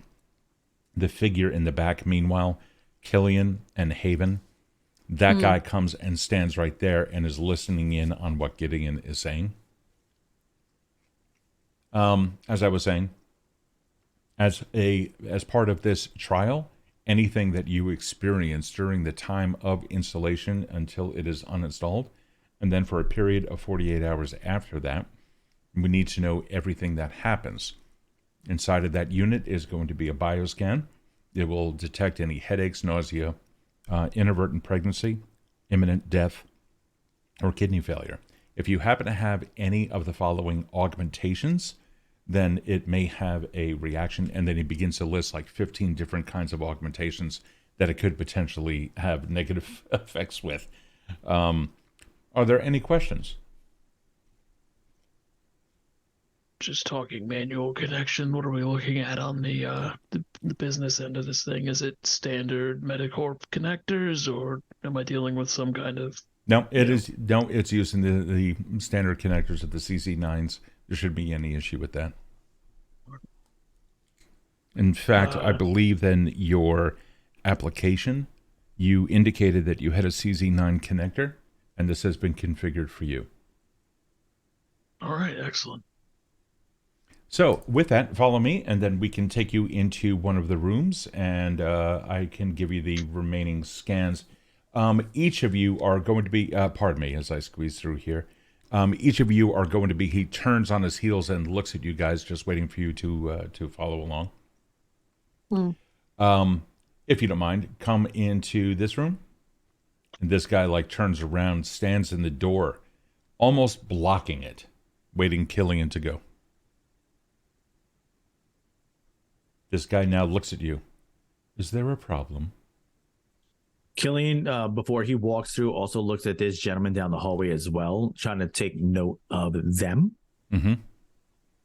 Being that it's the first time he's seen that person, do they look as if there's some form of doctor or medical staff similar to this particular individual, or do they look something more intimidating, like, let's say, security, for instance, or something along those lines? So the guy who was standing directly, like, catty corner to you, adjacent to you, that guy up top? The scanner? Yeah. I know who this guy is. This guy, okay. Yeah, this guy's just a tech. This guy. Yeah, he's just a tech. He's just, as a matter of fact, you can see he's got a clipboard. He's doing some checks, and he takes the image, throws it up in the air. You can see him doing inventory scans, and then reviewing, and then he finally collects a whole bunch of things, moved over to his desk, and sits down. So Killian would then listen to the words of this individual and be like, hey, no problems at all there. I was just trying to be a gentleman and let you through first. I guess chivalry has died after all. And he just makes his way through and follows the remaining crew members. Okay. In here, please. Unless stopped, obviously. Sure. Gideon goes back into the office, or excuse me, into the room. As Killian passes Haven, Mm-hmm. I'm gonna pat him on the back and be like, "It's all right, buddy." And I glance over at the guy that's been following us, and Yeah, he's now down at the end of the hallway, just watching you guys. And hold on, what happened to my camera? My camera completely froze. no. 1 second. He's like 40 feet away. He could hear us when we talk shit. Yeah, he's doing his thing. Just say your thing. say it with your chest. So he's looking at us, right? Half. He's like looking up Cool. every now and then gets distracted by whatever's on his tablet and then continues to do his thing. Yeah, but he's been like purposefully kind of keeping tabs on us this whole time. You've witnessed Right. his body movements. Okay, great. Better safe than sorry. So I'm going to pat Killian on the back and be like, "It's all right. You're good." And as he goes through, I'm going to glance down at the guy at the end before I go.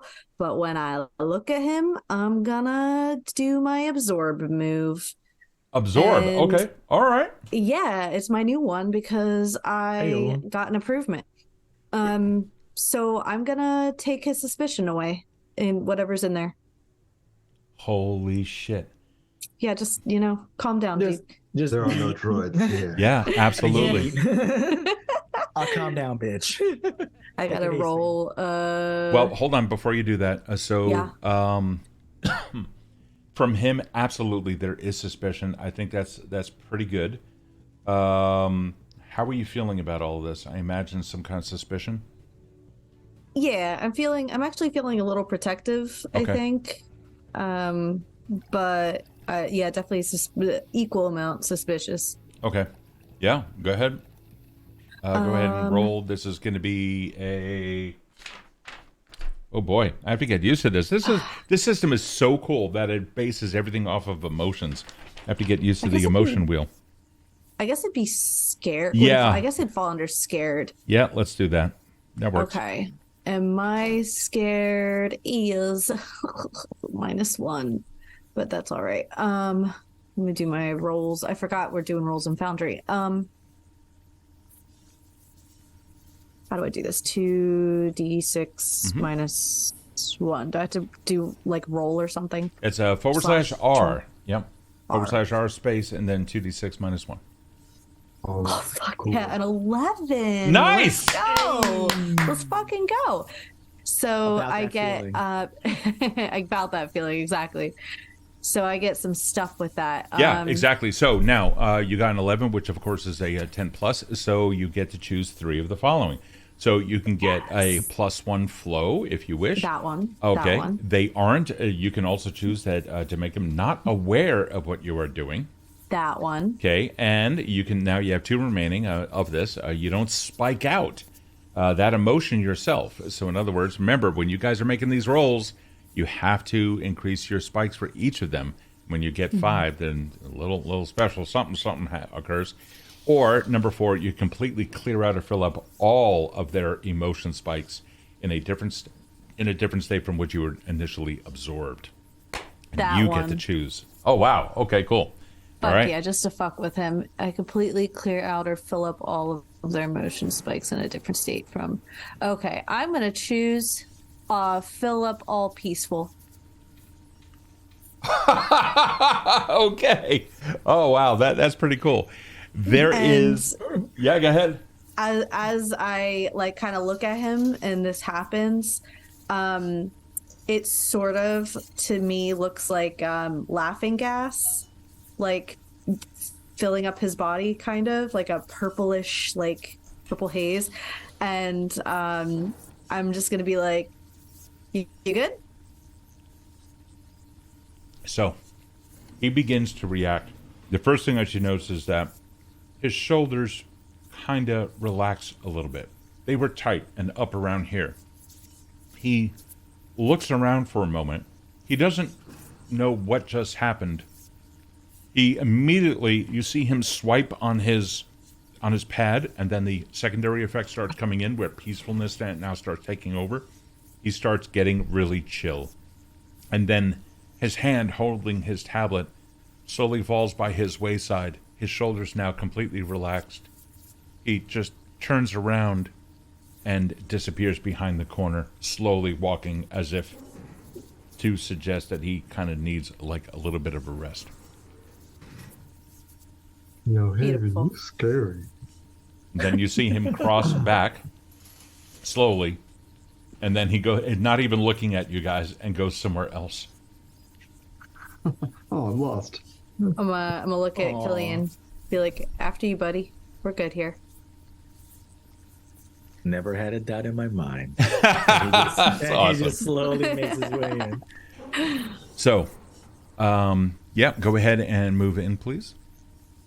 Momo. He takes a step back. Please come in, really quick. Yeah. Door closed. Okay. I'm gonna close the door if I can. There's no door to close. Yeah. So, it's a manual process in order to link it to the parent company. And he's looking at everyone as he says each of those words as if to make it, just a little bit more impactful. The eye itself is of the latest technology. You may encounter some difficulties with it, usual side effects and what have you. But be advised, there are certain features which may not be accessible depending upon the nerve link that the individual has. This is part of an advanced tech. According to this, everything has been secured and paid for. So insurance is covering it, and you should be fine. Now, there is a slight expiration to this in that you should get going at some point around 24 hours. Be sure to bring it back during that time to prevent any untoward side effects. Thank you for coming, and thank you for taking part in this particular trial. Please, may I escort you out? Absolutely. That would be lovely. Absolutely. Thank you very much, Dr. Gaten. We Yes, and truly yeah. appreciate it. Pardon me, excuse me, pardon me. And he says, please, this way. Okay, and you guys start making your way out. Yeah. Yeah, realizing how fast he's trying to shoo us out, right? Yeah, he's like, this way, please. The person who was at the desk is no longer there. Yes. See ya. Please. Bye. And we No. and we'll, Before Killian walks out, he can't help it, but he looks at the screen. Is there anything of note that he would want to see on that screen? no, it's actually just a broadcast of like planetary weather and whatnot. That's what he likes. Okay. A silent security alert. Please, nice to meet you. Gives Kode a nod. And you guys are out. Back at the bottom. Let me out. I'm fidgeting. You guys end up going back down the stairs, and you can hear. All right, how did it go? Huh? How Deets, you're, how did it go? Everything went good, Deets. Yeah. We're good. We're good. Okay, so no alarms are going off. There's no additional scans. There was at one point a security call. I saw you guys going up in a loop. Yeah, that's when you were walking up the stairs. When you entered the facility, you ended up turning left and going down a hallway. I think that's where he took you. You met Gideon, I assume. Yeah. Nice melanin skinned individual was a pretty nice dread. Yeah. So, Yeah. okay, not a problem whatsoever. In which case, you should have received one unit. However, during that time when you guys were in that room, a security call did go out. So make your way down the stairs as quick as you can, and then get outside before you're humped. All right. Sorry. Yes. As soon as we're like in the stairwell, I'm running down the stairs. So, you guys end up. No, No, don't run. The cameras are going to pick up on that. They're going to check that.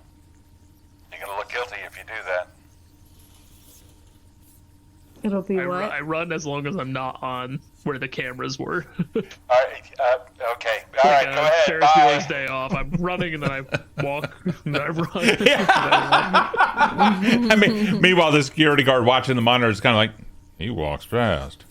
So, you guys end up making it outside, and you can, again, the the freshness of the air hits you. It was stale in that place. Oddly enough, it's actually kind of nice outside. And then, of course, you realize, no, it's Kill City and it smells like shit. So you guys, once again, yeah, it's just a thing. Finally outside, you end up turning left, going down the alleyway over the construction barrier, or, you know, replace it as you walk past it or what have you, until finally you find yourselves back out onto the street. There are cabs that are coming and going. Now, this is a road that happens to turn around a corner. How do you guys want to handle this? Oh, and again, of course, it has totally picked up rain. I know Cody, in similar fashion as always, will break from the group, knowing damn well that no one's going to be able to keep up with him. And he's going to go grab something to eat real quick. And he fades into traffic. Hate when he does that. I always think he's gonna get hit by a car. Always, never fails. He's done it so often at this point that I guarantee you he's gotten hit by a car when we weren't looking. I mean, statistically speaking, had to have. Right? Like, it just doesn't... The math just ain't math, and if he doesn't. Yeah, it doesn't add up. So I'm ultimately, Steve, I'm going to either use parkour or my item to magnetize myself on one of the vehicles that are going by and just travel along. Oh, damn. Okay, yeah, you go, and it's just it happens to be a let's see, we're going to say that this is a delivery vehicle. It takes you. It looks like it's going to go on a highway outside of the city. Yeah, I'll definitely jump off as soon as right before I hit that exit, and then continue walking. Okay, like a living person. You do, and now you can see that there is like a blue sports car with, you know, two white racing stripes going on as well. You could probably latch onto that. That seems to be heading in the right direction. Exactly what I'm going to be doing. All right, cool deal. All right, yeah, and you do, not a problem. While that journey is taking place, let's go back to the other three, because splitting the party is one of the things we do here on Kill City. Always. Alrighty. What are the three of you doing? Fuck. Well, Steve, I'm also grabbing onto a car. Yeah, okay, sure. Yeah, why not? Okay, hold on. So. Yeah, not a problem. I'm just gonna go down into the sewers. Okay, so Killian, are you... And speak to every NPC on the way. Actually, I was gonna find two NPCs that really like to talk and then have them talk to each other. Drunken conversation at the cyber bar. Oh my god. Fuck. Don't tempt me. I'm prepared with 4 different zones and have voices for all these NPCs. But this is not the Steve Cross Dog and Pony show. So don't fucking tempt me. All right. So wait, who has the eyeball? I have it. The doctor Oh, does. thank God. I thought Cody had it. No. The only thing Cody has Are you kidding is me? his I ass. wouldn't give it to him. You just saw him jump into traffic. That's something he does regularly. Why would I give him a delicate cybernetic eyeball? Listen, I don't know. You're running on like a full night of rest, so you could be feeling super complacent. Yeah, Doc, I haven't seen you sleep that, solid in, well, hell, since I've worked with you. It was, Killian, you know cyber stuff. Yeah, of course. That's what I do. I never downloaded any sort of sleep aid application. But last night, this morning when I was going to sleep, I had a readout that was very much an application, and while I was sleeping, it was weird. So you're trying to tell me that you had an app download in the background that you're unfamiliar with, and this aided you with your sleep? Yeah. Doc, I'm gonna ask a really forward yet awkward question. Are you feeling any worse than usual? Yeah. Then I kind of pull like the collar of my shirt down to show that the like that discoloration is spread, but then I pull it over further to show that the metal is now kind of like covering like the whole of the shoulder in these like little like hexagonal patterns.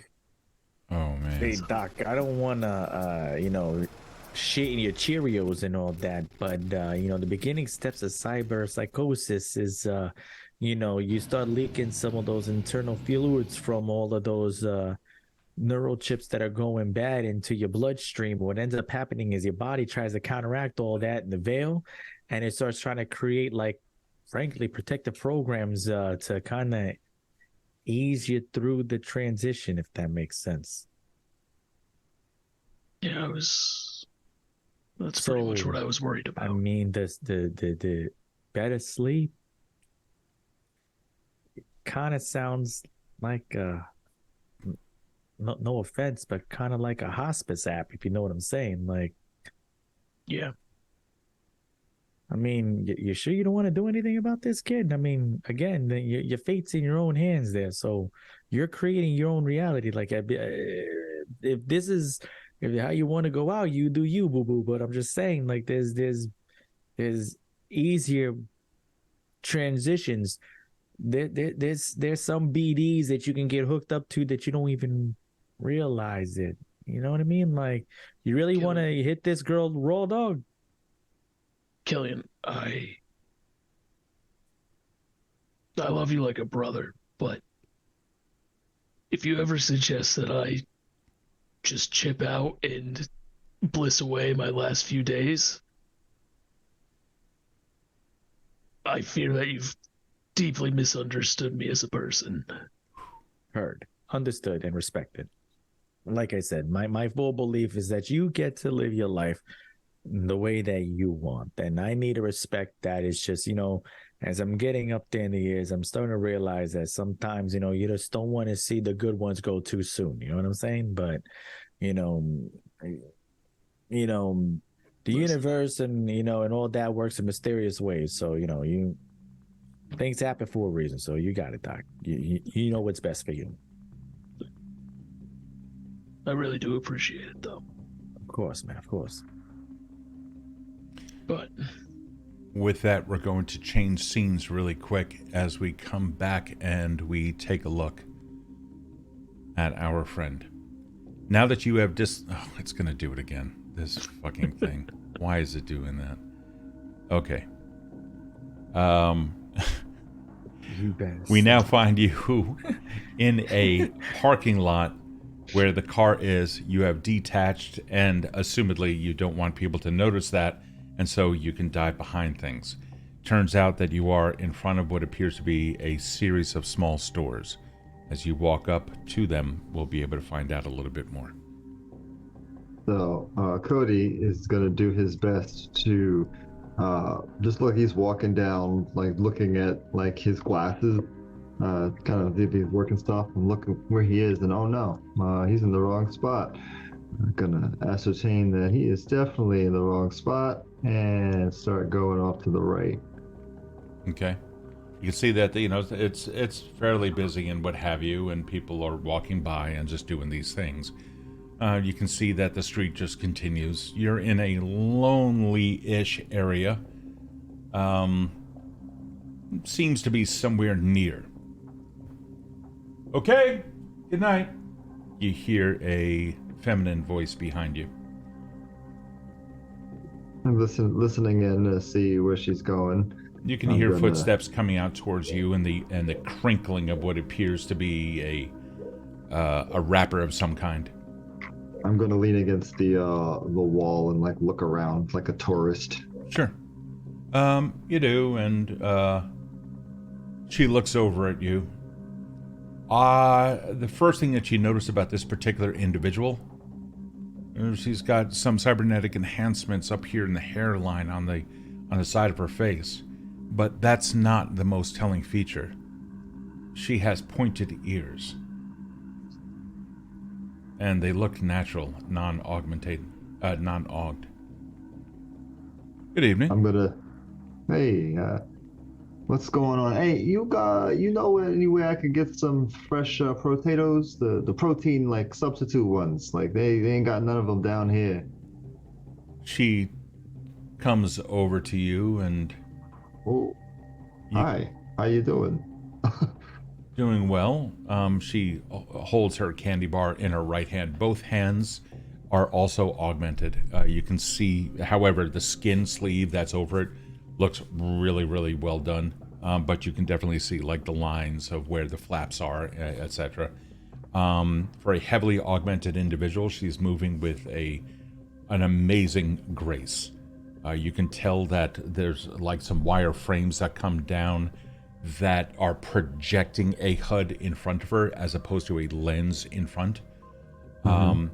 And as she approaches you, she looks at you casually up and down, and she presses the middle, or excuse me, her ring finger down against her palm, and you can see all of the cyber stuff almost shut down. Like no more lights or blinking anything. And she looks at you. You're looking for a real potato? No. The substitute, the ones that are mostly protein. I haven't had them. I haven't had them like yet. I have, nostalgia. Come on now.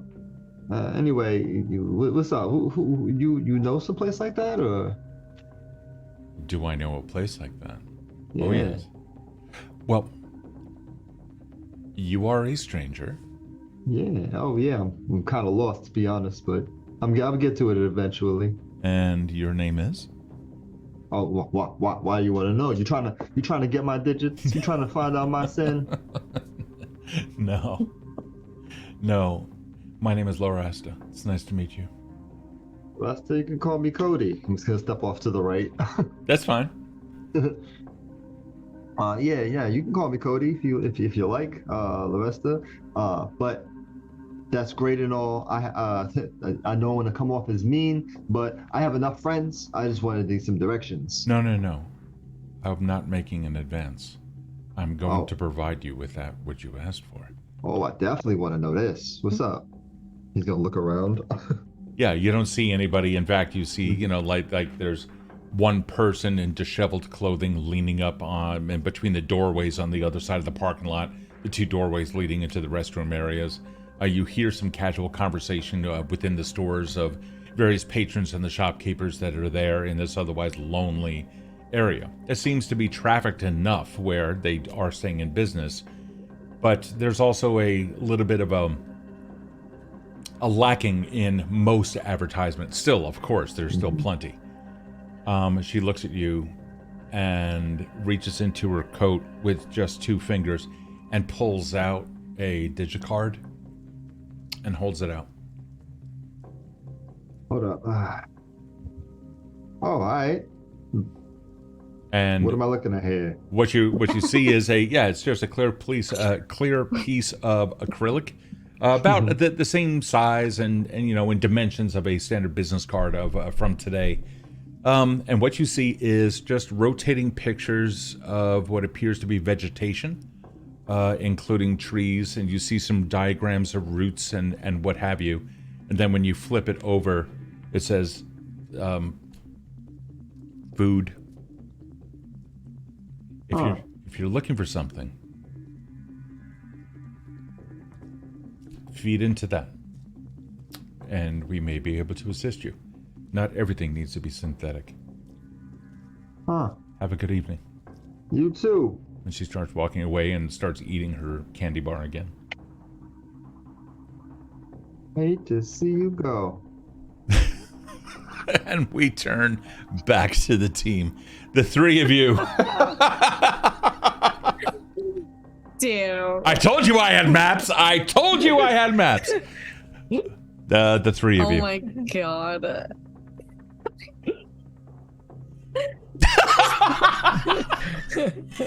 Kevin Adams is single-handedly responsible for repopulating. Marguerite, great. And you feel a dagger in your back almost immediately. Hey, we got a whole nother age after this. Listen. We about to make the 8.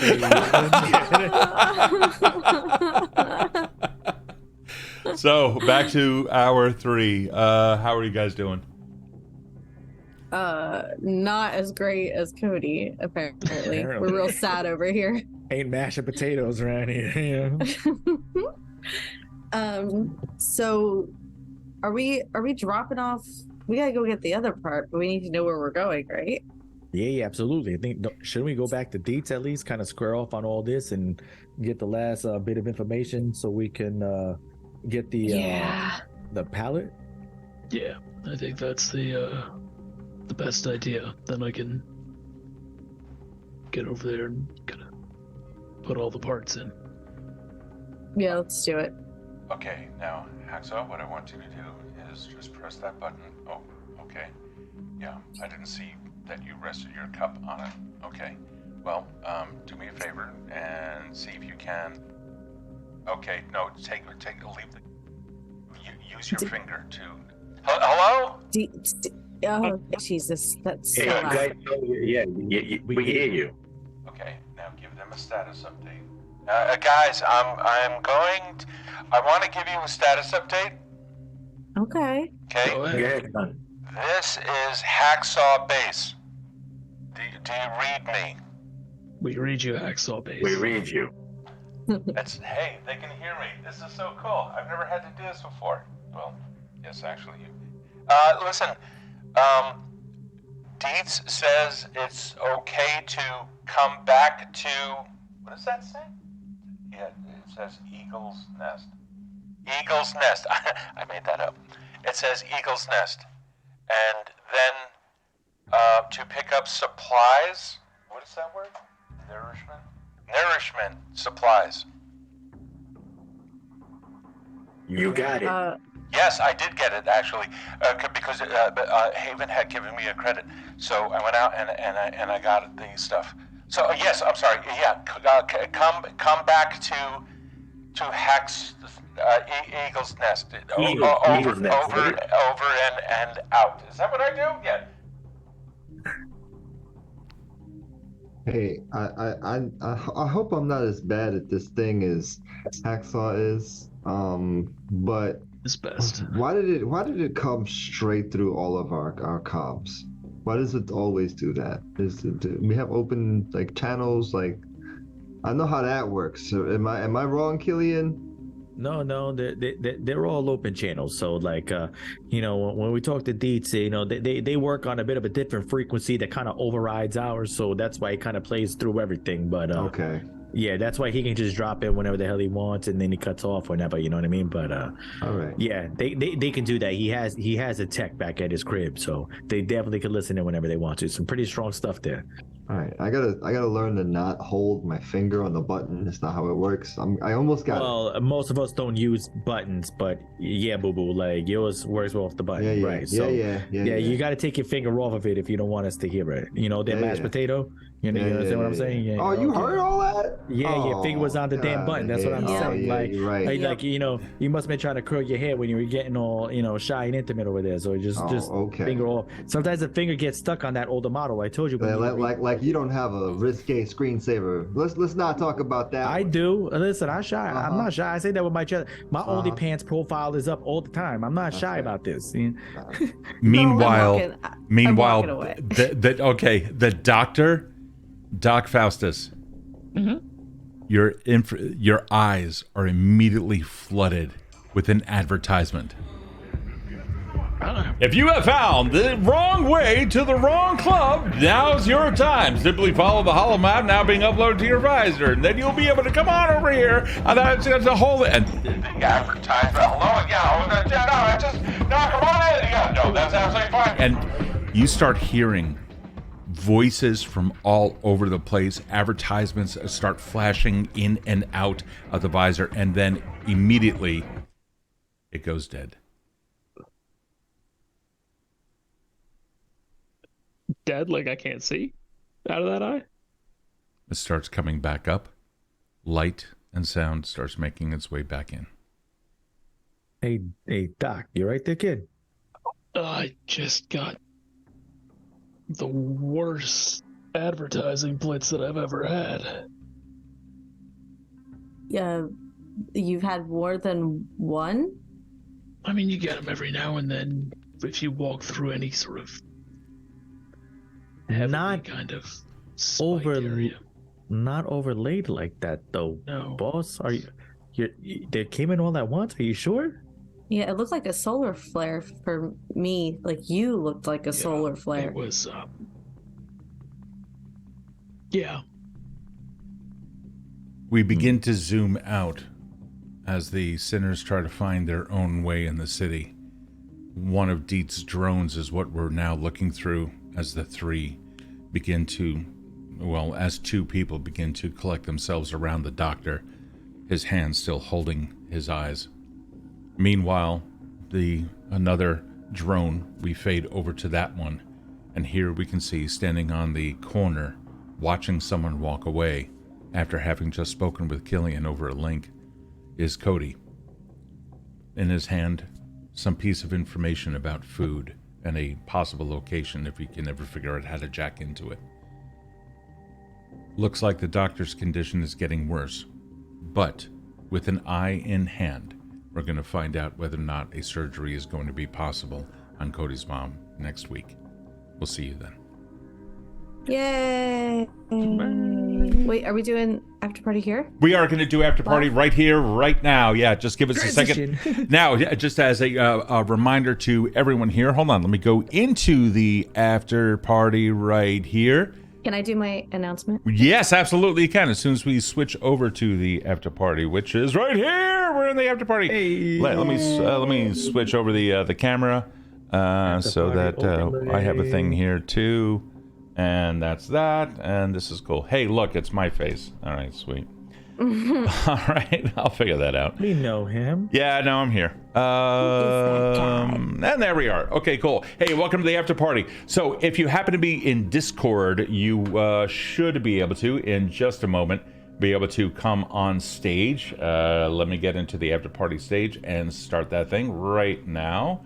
All right, cool. If any of you need to leave, by all means, you can absolutely drop off whenever you want. We're in full Zoom view now, so totally cool. And if anybody wants to say anything, you can absolutely say it inside the spoiler chat, and then we will be able to see it down here as well. So, with that, guys, let us very quickly go... Oh, no. We have an announcement. Erin, what do you got? Hey. Hello, everybody. I wrote a game on Monday, and I just want to plug it since I'm here. It is called Among the Pretty Rats, and it's a micro RPG filled with words of affirmation, physical touch, quality time, all the love languages for all the degens who need it most. So it is currently on itch. You can grab it for what you can, $0 or whatever you can afford, and have fun with it. Let me know what you think. I read it over. I want to point something out. All of that occurred in like the span of 2 hours. And it's so freaking cool. So Erin is capable of producing quality entertainment and games. Just, it boggles my mind. Oh boy. Well, that's kind. Thank you. Well, I enjoyed it. I mean, I just read over. I didn't even play it yet. And I'm kind of like, oh, cool. I get to roll a 1d6 and then choose a question and then kind of... That's and you really can sweet. play it by yourself. You could play it with a friend. It's really cool. Anybody can. Alrighty. That's it. Any other announcements before we get into the beliefs and the issuing of XP? All right, cool. Doctor, let's deal with Faustus right off the bat. Your belief to bed. Yes, you do. That's why. Yeah, I know. That's why I'm calling you up. Your belief, of course, was to do something good. Can you expand on that belief and see if it was challenged or not? Yeah. I think it's just a continuation of the person he was before the sort of diagnosis of this disease. He recognizes that with the little time that he has left, he needs to leave the city a better place than it was and when he was born. And I think today he did that. I think he kind of worked towards that today. He's educating Hacksaw. He's making sure that things are in order, that even if he dies, his work can continue down the line. Yeah, I would agree. I'd say that the taking care of Hacksaw today, we saw that more than usual. Usually it's an explaining away of Hacksaw's deeds, and today it was like a full embrace, and you were teaching him, okay, we're going to go over the medical stuff, and Hacksaw is slowly becoming more and more confident because of Faustus. So because your belief was tested, you are going to receive 1 XP. I didn't see this belief getting you into any trouble at all. No.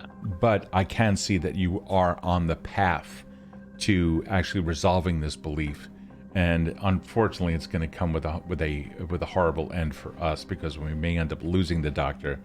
And briefly, can you tell us why? Just more as a reminder of why. Yeah, it's built into the playbook of the dying.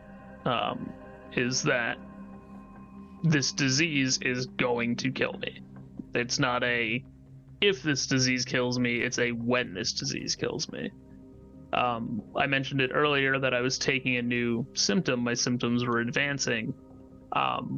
Mechanically, that means that I took a new one that was sort of the flavor of it, being that I'm being replaced or incorporated into the veil. And then also my symptoms counter went from +2 to +3, which makes it harder to resist the symptoms triggering when it happens. But more importantly, when that reaches +5, well, if it would increase to +5, instead, that is when I die. So, yeah, exactly. So we're gonna have to find it. And your symptoms roll is one of the few in the Powered by the Apocalypse, the Veil system, where you actually want to get low. I want to. Yeah, the higher I roll, the worse it is. Right, and shit starts happening at 7. Yes, yeah. 7 to 9, either everything fades to black as I pass out, I lose control over blank, one of my symptoms manifests itself in a big way, or I lose track of blank, and that's something that you, the MC, choose. Yeah. And if it's a 10 or higher, I can I take 1 pain or 1 harm, or 2 of those 7 to 9 symptoms. Jesus. All right. Jesus. So you will Faustus is going to get an XP tonight because of that tested challenge. I absolutely love seeing his story arc. It's absolutely amazing in this nice little piece of fiction of ours to see Hacksaw start coming into his own, thanks to the very person who helped bring him in and is now going above and beyond to continue his education. Perhaps, maybe Hacksaw might even be able to replace you one day. I don't know. We'll see. We'll see. We'll see. Alrighty, Mike, if you have to go, by all means, buddy. I do. Okay. I get up at 4:15 for work. Have a good night, my man. Oh, wait a second. Donald wants to know if we spend heal a hero in Twitch, can we stab off the eventual demise of the doc? I do not want to take away the story arc that Mike has created for his character, so I'm going to let Mike answer that. I would say no, just because it is sort of inborn into the character as I had them in my head that this would be happening. I mean, it's in the name as well. Yeah, it's called The Dying. It really is. Oh, I was talking about the character name of Dr. Faustus is literary. He was a doctor that made a deal with the devil for, I believe it was like 23 perfect years, essentially. But it's the idea of there being a hard time limit that he is working up to. Like, this is like because so much of like tabletop gaming and video games and media is stories that follow these invincible, unkillable characters, like that there was always a way. Like, I've been reading Warhammer 40,000 books lately, and like there is like the power scaling is insane in that. They're like, oh, fucking this guy got stuck buried under rubble in an orbital bombardment, can't wait to see what he's up to in the next book. So, and it's like to contrast that with this hard time limit of I will not be here, I am going to like leave this place, and I need to come to terms with that like rapidly. Yeah. Like something that you normally take the whole span of your life to come to terms with, like my purpose, my place, is now I need to go through that sort of like psychological process on the fast track and implement it before I kick. So Yeah, that makes absolute sense.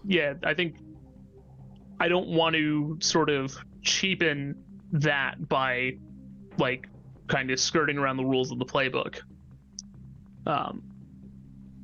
But I do appreciate that people want to keep him alive. I am having a lot of fun playing him. Donald wants to ask you a question also. If you guys want, if you are a Patreon subscriber, you do have the right to speak. If you come into the Kill City Sinners After Party voice channel or community stage in our Discord server, you can simply raise your hand. However, I advise you, if you come into Discord, turn off the sound on your browser or whatever you're using to watch Twitch, because you will hear two different conversations going on due to the delay in Twitch. So, having said that, Donald wants to know, do you have a backup character in mind? I have a couple that I'm kind of like floating around in my head, which is generally how my character creation for RPGs go, is that I'll have a couple of ideas that float around in my head until one of them latches onto something that seems cool, and then I spend 8 hours in a fugue state just sitting at my computer going, and then this happens, and this, and this, and this, and this, and this is who the person is. Like that's what happened with Faustus. Is I was sitting at work and I was like, he's a doctor who made a bad deal, and then that idea just sat in my head for a week until I was like, one thing fell into place of like things went wrong because of this proprietary, anti-rejection drug, and then it all just cascaded down, and all of a sudden I had like a complete character that was the result of just this cloud computing brainstorming. Right. So I have a couple ideas that I'm floating around in my head. Okay. But nothing concrete yet. Okay. All right. And that's what it is. Good night, Fixer. Have a fantastic one. Mike, thank you so much for playing tonight. Of course. And we'll see you guys we'll see you next week. Hopefully. Just as right. Okay. Let's go continue going down the beliefs, and then we'll hit the after party. Good night, buddy. Players, let's go continue down the list. Haven, you had a belief, which was burn it all down. Yeah, but I don't think I did anything with them today. Was it tested in any way or challenged? For example, was there anything redeeming, like you would not want to burn everything down? I don't think so. I'm kind of feeling like no, unless if somebody else can think of something, but Well, let me ask you this. First off, explain the belief. The belief, the whole entire belief is reformation is too late. The only way to overcome the oppressive state is to burn it all down. Now, was that belief challenged? Did you see Hacksaw learning new things and becoming more valuable? Yeah, but what does that have to do with my belief? No, that's okay. I don't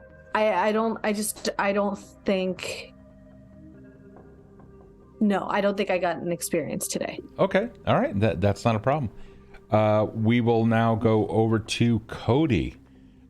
Yours, if I'm not mistaken, was a synthesis of human to machine should not be forced. Is that correct? Or feared? You're muted.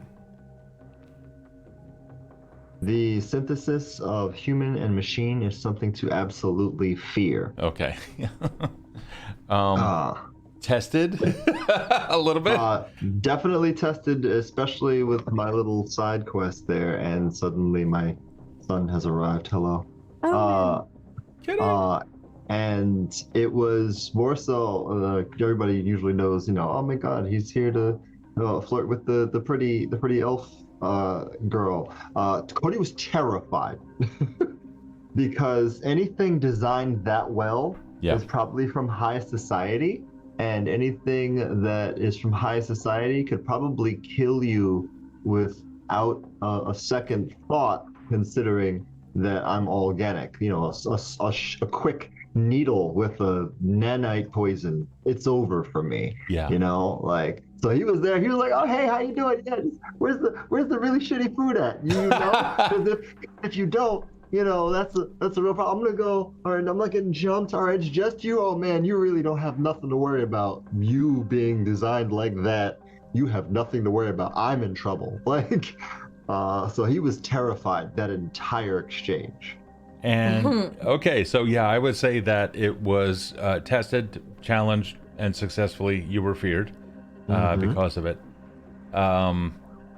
So yeah, I just took care of the green screen. Yeah, thanks guys. Thank you, Alex, for pointing that out. Crazy, it's totally fixed. Thank you. All right, so Kode, you are going to receive an XP for tonight as well. Sweet. I'm kind of curious how that would ever be resolved, other than a constant confirmation that it's there's no good that can ever come of this. Yeah. It's... Yeah. Killian. Oh, this is Yes. I can already see a couple things here. What was your belief that we entered into tonight? One's reality should be up to themselves. So that's my constant struggle I feel with the doctor. Yeah. That's the total coming to Jesus moment where, like, as much as it's interesting because it's like it's a two-way street here, because Killian handles him and anybody else manifesting their own reality through living within a fictitious world. So he will take the reality and just alter it. So, like, you know, you could change this world to be whatever you want it to be. So why choose pain?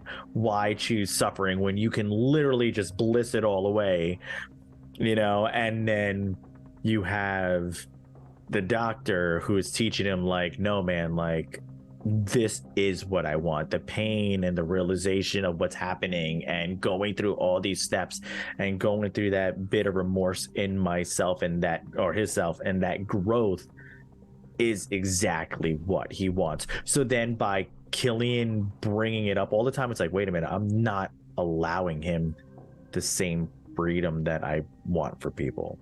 So, like, he's always like catching himself, like, shit, like, I want you to have this, but it's like, but I want you to have it the way I'm thinking it. not the way you're saying. You know, it's kind of like a parent reprimanding a child, and the child, you know, or telling a child to do something, and the child does it literally verbatim as to what the parent says. It goes, no, fuck, do it the way I was thinking in my head. Don't do the exact words that I just asked you to do, even though you're right. I say the belief was definitely tested. Again, we see the evidence of that in the doctor itself. We also see what happens if you don't adopt it, and that is the constant ignorance that that our friend down here, Kode, has, which is, you know, how do I navigate this world of tech without having the tech? Right, and that too, and also something that, you know, I'll share here with the after party that I've been waiting for, as opposed to just, you know, because I know it's going to come up in game eventually, is the Killian has a very interesting POV with Kode, because Kode is 100% against all kind of things, yet he is totally okay with us totally altering his mother's reality right now. And without even conversating with the mother as to, is this what she wants? Maybe she wants to go in peace like the doctor.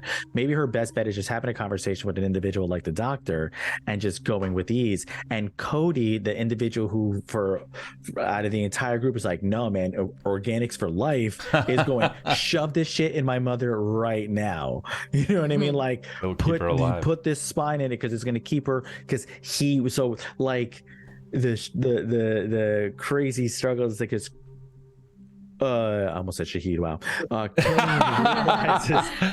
Killian totally sees that Kode gets it, and that Kode, he almost feels that Cody's rebelling because of what's happening with his mom. Yeah. So because he feels that it's out of mom's hands, he's like, well, then my organic meat suit is in my hands. I control it. This is my shit. I can control. If I want to go hang glide on the side of a damn vehicle and go with no augmentations, with no armor, I'm choosing that. This is my life to live, because my mom can't do that and she has to do this.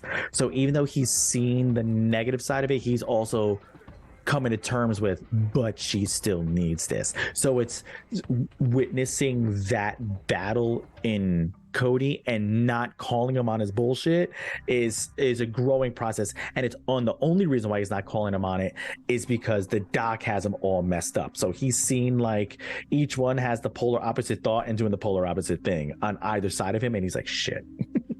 So we're gonna say definitely you got Killian got an XP for that tonight. And just to move over to the after party, now that we've taken care of the beliefs, actually I want to ask you guys one question. Do you have any questions as to state of game, a clarification of anything that have been described in tonight's fiction, and is everyone doing okay emotionally? No and yes. Yes. Okay, cool. No questions, and I'm solid. Yeah. And you're solid. Okay. No questions and yes. Perfect. Okay, good. Thank you. Alrighty, we go on over to the after party. The only person who's actually there is Raffle, who's going to be joining us tonight. Raffle, if you have anything you want to say, by all means do. Hop in oh here, man, Raffle. that's a lot of responsibility right there. There might be that also.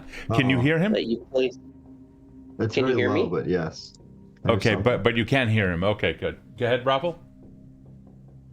Okay, so first of all, great acting tonight. I love how you guys are not metagaming, which I know is partly because you don't really know the system that well. But I think you're doing a great job at not over-systeming everything. The game had great flow tonight, Steve, and I really enjoyed it. That's awesome, man. Thank you. We haven't had you. Notes. Yeah, thank you so much for that. Hold on, let me get the players in here. Donald, let's get you in here as well. Erin, let's get you in here. There we go. Now people are starting to come in. Once again, turn off players, turn off Zoom, because now you have me. Well, don't disconnect, but we'll be able to hear. Oh shit. It's fine. I'm used to the double speak. Turn down the volume on Zoom, and you should still be able to hear me over volumes. Discord. Yeah, it's kind of weird. Okay. Turn down the volume on Zoom. I just turned down the user volumes in Discord personally, so I could hear you guys on Zoom. Oh, there you go. That's Okay, all I'm doing then that works just as well. So will we be able to hear in stream the people in Discord? So I'm hearing personally. Yes. I'm hearing you guys in Zoom, and I'm hearing them in Discord. Yes, Erin. Yes. So this people watching the stream will be able to hear. Okay, cool. Still yes. Yeah. The answer. Right. Yeah, absolutely. I was just watching. Raffle, say something. Bluba booba luba luba. Yep. The meter's moving. We're all good. I can't hear them. Are you in Discord? Can't hear me? Oh, Yeah. We've had that hear problem. you. It has something to do with the input output on. You're deafened. You're deafened, Erin. Oh. So you are. Erin, you're deafened on Discord. Hold on. Let me see. Yeah, you are not server deafened. Hun, that might be something on your It's side. not But the server deafening her. There it is. There you go. Now you need to unmute yourself. You are definitely oh God. here. Now you just need to unmute yourself. There you go. Okay, now we're all together. Alrighty. Hi, Erin. Hi. Oh, Erin. hey. Yeah, we're getting a double feed. Okay, so Raffle, it's okay. We'll figure it out. Raffle. So welcome back to the chat. I definitely want to hear from everyone else. Tonight's the first time that we've had your real comment on an audible comment on how this game is different from other ones in the flow and comments on that. Do you follow Cyberpunk at all? Is this like a genre that you enjoy, or? I haven't actually read any of the main source material, but I've read every Philip K. Dick novel. So Jesus. Okay. You're yeah. far ahead. You're more ahead than I am. Okay. I mean, but I haven't read like the actual tabletop cyberpunk genre defining materials. So Yeah, for tabletop games, this is powered by the Apocalypse of the Veil. You can kind of find it in PDF form. It's not in any kind of a hardcover, and it's definitely not a popular system. It's not one that's heavily used. But the thing that I really enjoy about it is all the emotion that comes in. Oh yeah, the emotions are running high this game. It's they tend to run high every game. It's actually part of the rule system. Instead of stats like strength, dex, intelligence, etc. In this case, you have like sad, mad, joyful, powerful, etc. And it's how does your character feel in the moment?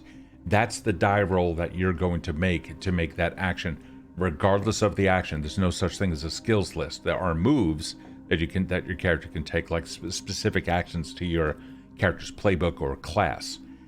So it's an entirely different system and only runs over 2d6. And the GM never rolls anything, which is bizarre. Sounds kind of like therapy. It is. It is. I get to sit back and not do anything, and it gives me anxiety. So it's the exact opposite of therapy. Just like therapy. Donald, how are you doing, my friend? Doing pretty good. How you doing? I'm doing well. Any questions for any of us about tonight? I was kind of interested on what was going on with Eric's character. Killian. With Killian when he tried to how you tried to hack into the system, and he met that person. So I'm just kind of going over my head who that was. Like, I don't know if it's, I know Killian they mentioned this other psyche that might be him, or it might actually be the ice of the facility. But why if it is just the ice facility, why was it so? Why did they have such heavy duty security on that place? That's a good question. That's a really good question. Now, Go ahead. No. He's asking you. Go ahead. Okay, so the way in which the cyber brain works, and especially in this particular system with the veil, is as the architect, we as architects basically realize that this entire world is based off of ones and zeros.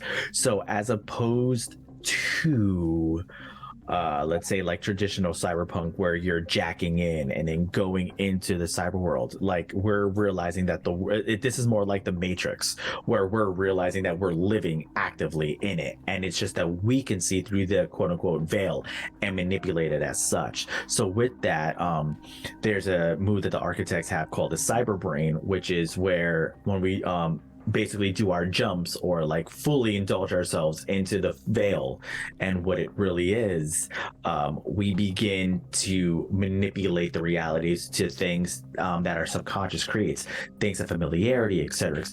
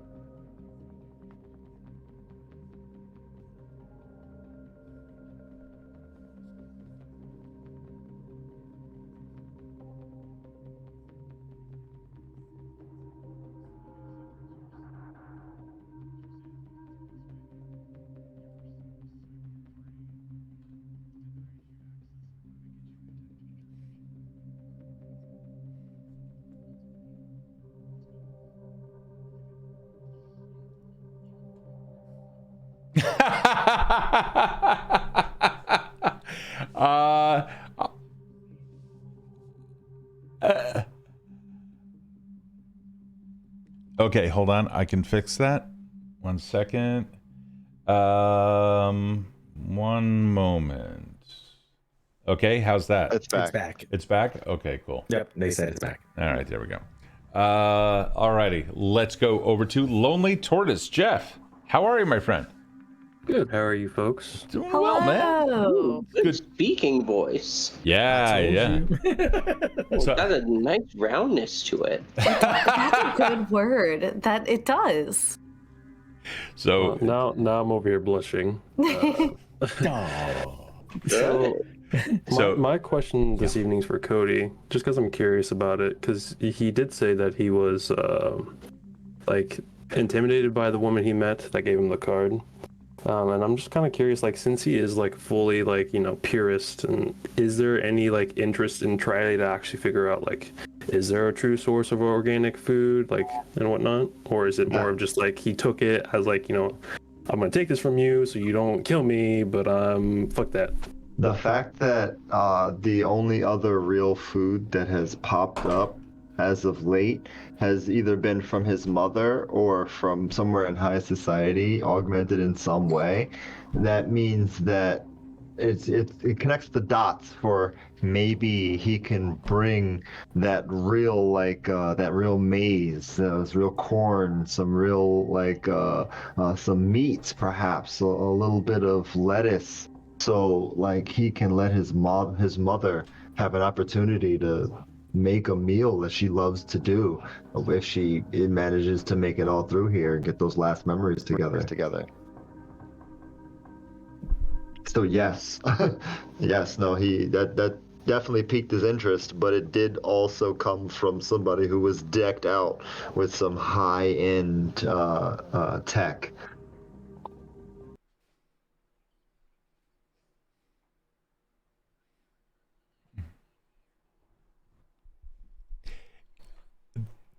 that was hold on. There we go. We just lost a signal on chat there for a quick second. Kode, the last thing that you said was that, or no, Raffle, that was you who said that you don't trust anybody with pointy ears, right? Not anybody, specifically women. It's sexism.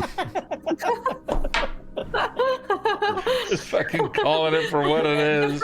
Just right out of the gate. I'm not proud, just honest. Alex is like, hey! So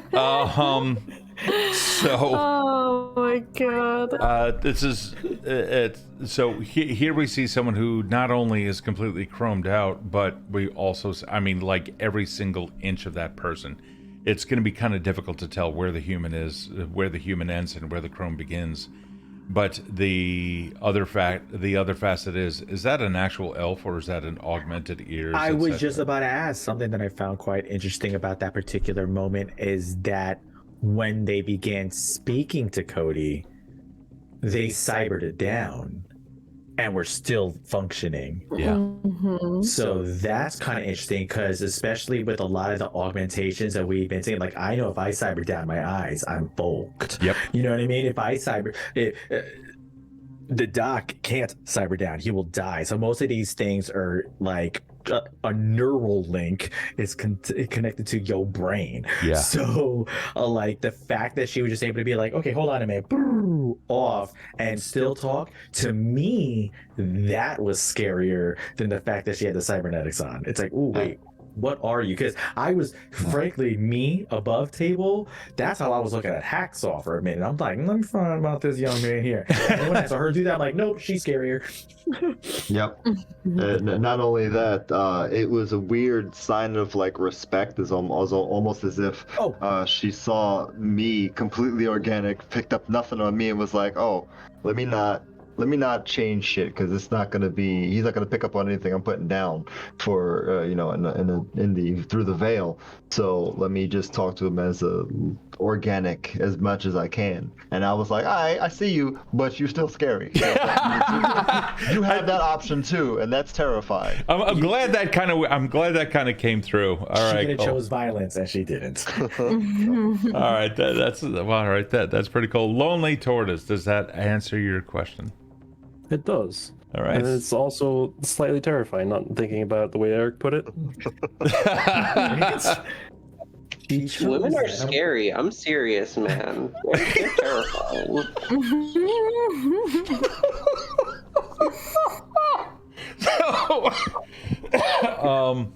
There's meanwhile in Twitch chat, there's a conversation that's going on. It's Crazy's like elf ears, not fox. After Alex had said, "Hey," and it leads, and Crazy's like, "I hope not fox ears," and Alex is like, "Yeah, but still pointy." Crazy's like, "Yeah, but just saying, hopefully it wasn't catching you." And Donald had said, "From Mad Max Fury Road, you'll ride eternal, shiny, and chrome." Players, let me turn to you. Just as we kind of venture through the Veil game, and as we all learn more about Kill City, are there elements that you would want to add? We don't need to know what they are, but would you feel comfortable adding those elements to the city as you discover stuff on your own? Yes. Cool. Yeah, I was like, I think you're doing great. Like the elements, and I actually, frankly, I liked seeing the elf because it made it feel Evandale. Okay.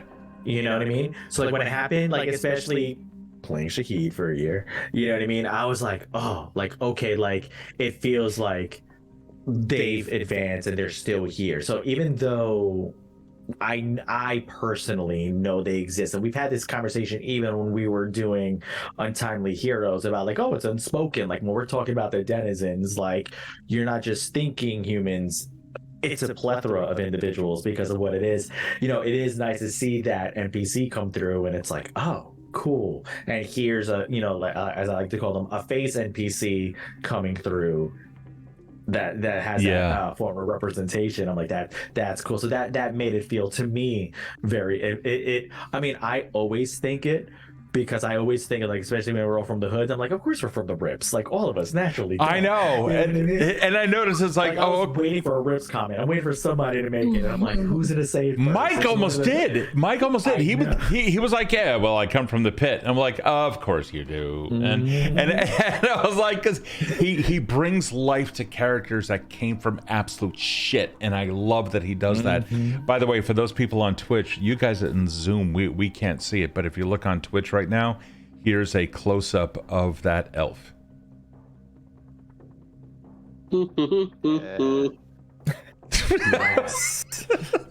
I love her. So Erin, you can't marry everyone. I can't. That sounds like a fucking challenge. Little boobies, you know? I didn't know they come like that. Wow. Meanwhile, the conversation over in Twitch chat is saying, I believe Hacksaw is non-human, says this guy. Kevin, is there a reason why you think that?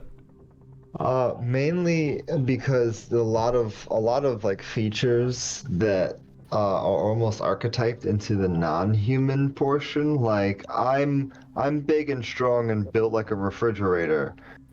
Screams like maybe like the blood of an ogre somewhere along the bloodline. Well, if we're watching Twitch, here's Hacksaw. That's what he looks like. So I mean, I don't see any ogre. But no. But no ogre, no giant, nothing like that. I mean, it could be giant. Okay. Oh well. You know, it's just something non-human is there. It's implied between just the presence that he has, at least to me. Okay. No, I felt the same way for, like, I mean, Eric and Killian have both felt that way. So then when I saw the neural link, I'm like, okay, so you're not all the way organic. So we're getting somewhere. So like you know, in the cyberpunk genre, we call it, like shoulder surfing when you're looking over the shoulder and somebody's doing something. So he's like shoulder surfing the world over here. That's why he's always like, oh, what's going on? What's going? Oh, you got a neural link. Hey, good. Hey, Doc. I know that you know. Now we know that I know. So am I right? Like that's where, like Killian's really like on that train, and the fact that the Doc is kind of keeping it close to the chest, it's like you didn't denounce my thought. So like in Killian's mind, the Doc knows, and now he's like, oh, and even though it might not be true, but I'm like, I want to know. But yeah, I'm kind of on that train of thought too. Like, is he? And Alex is saying, I'm thinking mule. Sorry, half dwarf from Dark Sun. If not completely human. Now, if he's not completely human, Crazy's agreeing with that one, saying good one too. Let's go. I think you're all wrong. I think he's just the best boy. He's so good. He's so precious. Listen, he's all just son. Jealous of how precious he is. If he dies, Steve, I'm unsubscribing. Yeah, there's a bunch of people that said that. It's like something about a 6'10" behemoth just walking around. Just like, yeah, I'm out. Goodbye. I'm done. I'm done. He is absolutely, at least he's definitely a little bit on the precious side. In a spoiler chat was also mentioned by Alex. I could think of a way that Kode resolving the belief of all cyberware is bad, but it was due to me brainstorming Fenrir's backstory of why and how she became a cyber monster. And this was the character that she had mentioned last week. So I'd be kind of curious to hear more about that next week, or at least in spoiler chat in between events or something like that. But I'm going to turn the last couple of questions or anything like that over to our Patreon folks, Donald, Raffle, and Jeff, Lonely Tortoise. If you guys have anything else that you want to ask, add, or what have you. I'm good. Cool. All right. All right. Players, anything last? You guys get the last word. I actually have a kind of question for Erin's character there. So the taking in of all, like, because we're all really deep role players, and I know you are especially, and it's especially with a character like, Haven, who's a huge empath. Like, how's she doing? That's a lot of pulling. Even though you're throwing it out, like, how's she holding up there? Yeah, that's a good question. I'm still. You're on mute in Zoom. Oh, I am. Sorry. There you go. I'm on mute because it'll echo. So, yeah, it's kind of a weird thing. I'll figure this out. I thought I had it figured out. I don't. I'm useless, so I apologize. So I'm gonna mute myself on Zoom and talk in Discord. Okay.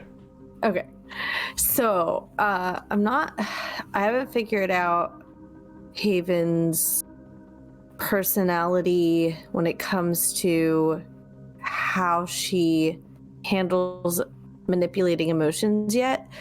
But I do know that she is okay with breaching consent when it comes to manipulating emotions if she feels like it's necessary. And she won't ask for permission, which hasn't happened yet, but that's something that she would do. She would just, which I feel like is going to really piss off Kode especially, but she will absolutely take and replace emotions, and we will figure that out when that happens. It's hard. I think an emotional, because I'm just trying to think of like the nature of the character, and especially how you portray them. Like, does the action of that, I guess, take a toll on her because it's still sending and receiving emotion? Yeah, so I think there's two parts of it. There's the one where it's her blinder augments are one of the tags I used was addicting. So I think that the colors can kind of fuck with her a little bit, or something like that kind of thing. So I guess there might be a visual sensory overload, which I would think would be a really fun thing to like explore. Is like she's addicted to the action. So the blinders specifically, she's addicted to the quiet. So when she activates blinders, it makes her more and more comfortable, so that when she turns them back off, it's like sensory overload. So she wants to go back to being blind completely. But then on the other side of it, there's I think on her character sheet, there's a consequence to breaching consent, and I can't remember what it is right now off the top of my head. So I think that, like, in a technical sense, that actually is going to help me a lot, because I feel I'm very, very much about consent. I'm very, very much about that's why I find it so interesting that you're playing it. I was literally talking about this at dinner. I like that I made her more apathetic, which is weird because she's an empath, but I made her more apathetic towards manipulating emotions, and that's going to be a challenge for me later. I don't think she's really had to do that much yet, but when she has a couple of times, for me personally, it's been okay. For her, I think it'll become more and more bigger of a consequence. That is what you're referring to is if somebody knows that you are using sling or what have you, and they find out that it's you, then that's the non-consent that you're referring to. You end up owing them an obligation. Yes. There's also a whole thing about consent in her character sheet. There's a whole section. Oh, your own personal stuff, not a part of the playbook. No, it's in the playbook. Oh, where? I'm sorry, what aspect of it? The burden. It is a burden, yes. Hold on. Now I want to look at it. Consent. It's the section that says consent. The Empath is a playbook centered on at least partial. The Empath is a playbook centered at least partially around the topic of consent. You have the ability to breach consent in some cases, and think about what that means in relation to other players and what it means for the people in the fiction. How and when you use your powers will say a lot about themselves. Do you use your powers on friends if they ask you to, on friends when they don't ask you to, anybody who could be a problem, on enemies when you're under threat? Yeah, they're all checked off. Okay, so then there you go. All right. Yeah. So that's a thing. So yeah, just keep in mind that if you do get caught manipulating, you are going to owe obligations, and then that is going to change your character a lot. Yes. So it's going to be fun. Okay. All right, my friends, we are now going to, let me go over to Twitch over here for a second. Let me see who it is that we can raid before we end tonight's festivities. Again, players, I want to say thank you. You are amazing for letting me continually guide this crew through this fiction. And again, the thing I really like about PbtA is you guys get to determine so much of this yourselves. So feel free, and you started doing this, and I love watching the ideas that you guys come up with. You guys actually get to run a portion of the game as you also develop the city that we are now going through. Having said that, let's see if there's anyone over here that is anybody playing PbtA? I don't think there is there? There's a Pathfinder. Oh, there's a Pathfinder jam going on? I see Tabletop Rolls is currently Tabletop Rolls. Tabletop Rolls? Okay. Let's check them out real quick. It's an advertisement, as usual. Let's see what we have here. They currently have 7 people watching, so we're going to throw them a little bit of love. Give them the Evandel treatment. Tell them how much you like them. If you happen to, and be honest, however, but in the very least, just wave hi. They're currently the League of Amazing Adventurers, episode 121. Let me see. I just want to make sure that they are playing. I'm just waiting for the advertisement to go through in 1 second. Here we go. Yes, they are still playing. Perfect.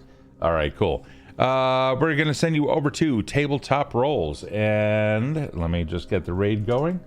The raid will get started right after we end the stream. Have a fantastic night, everyone. Thanks for joining us. Have a good night. Bye, everybody. Bye. Stay dorky. Night, everyone. Thanks. Good night. Good night, guys. Take care over there in Discord world. Yay! I'm leaving here too.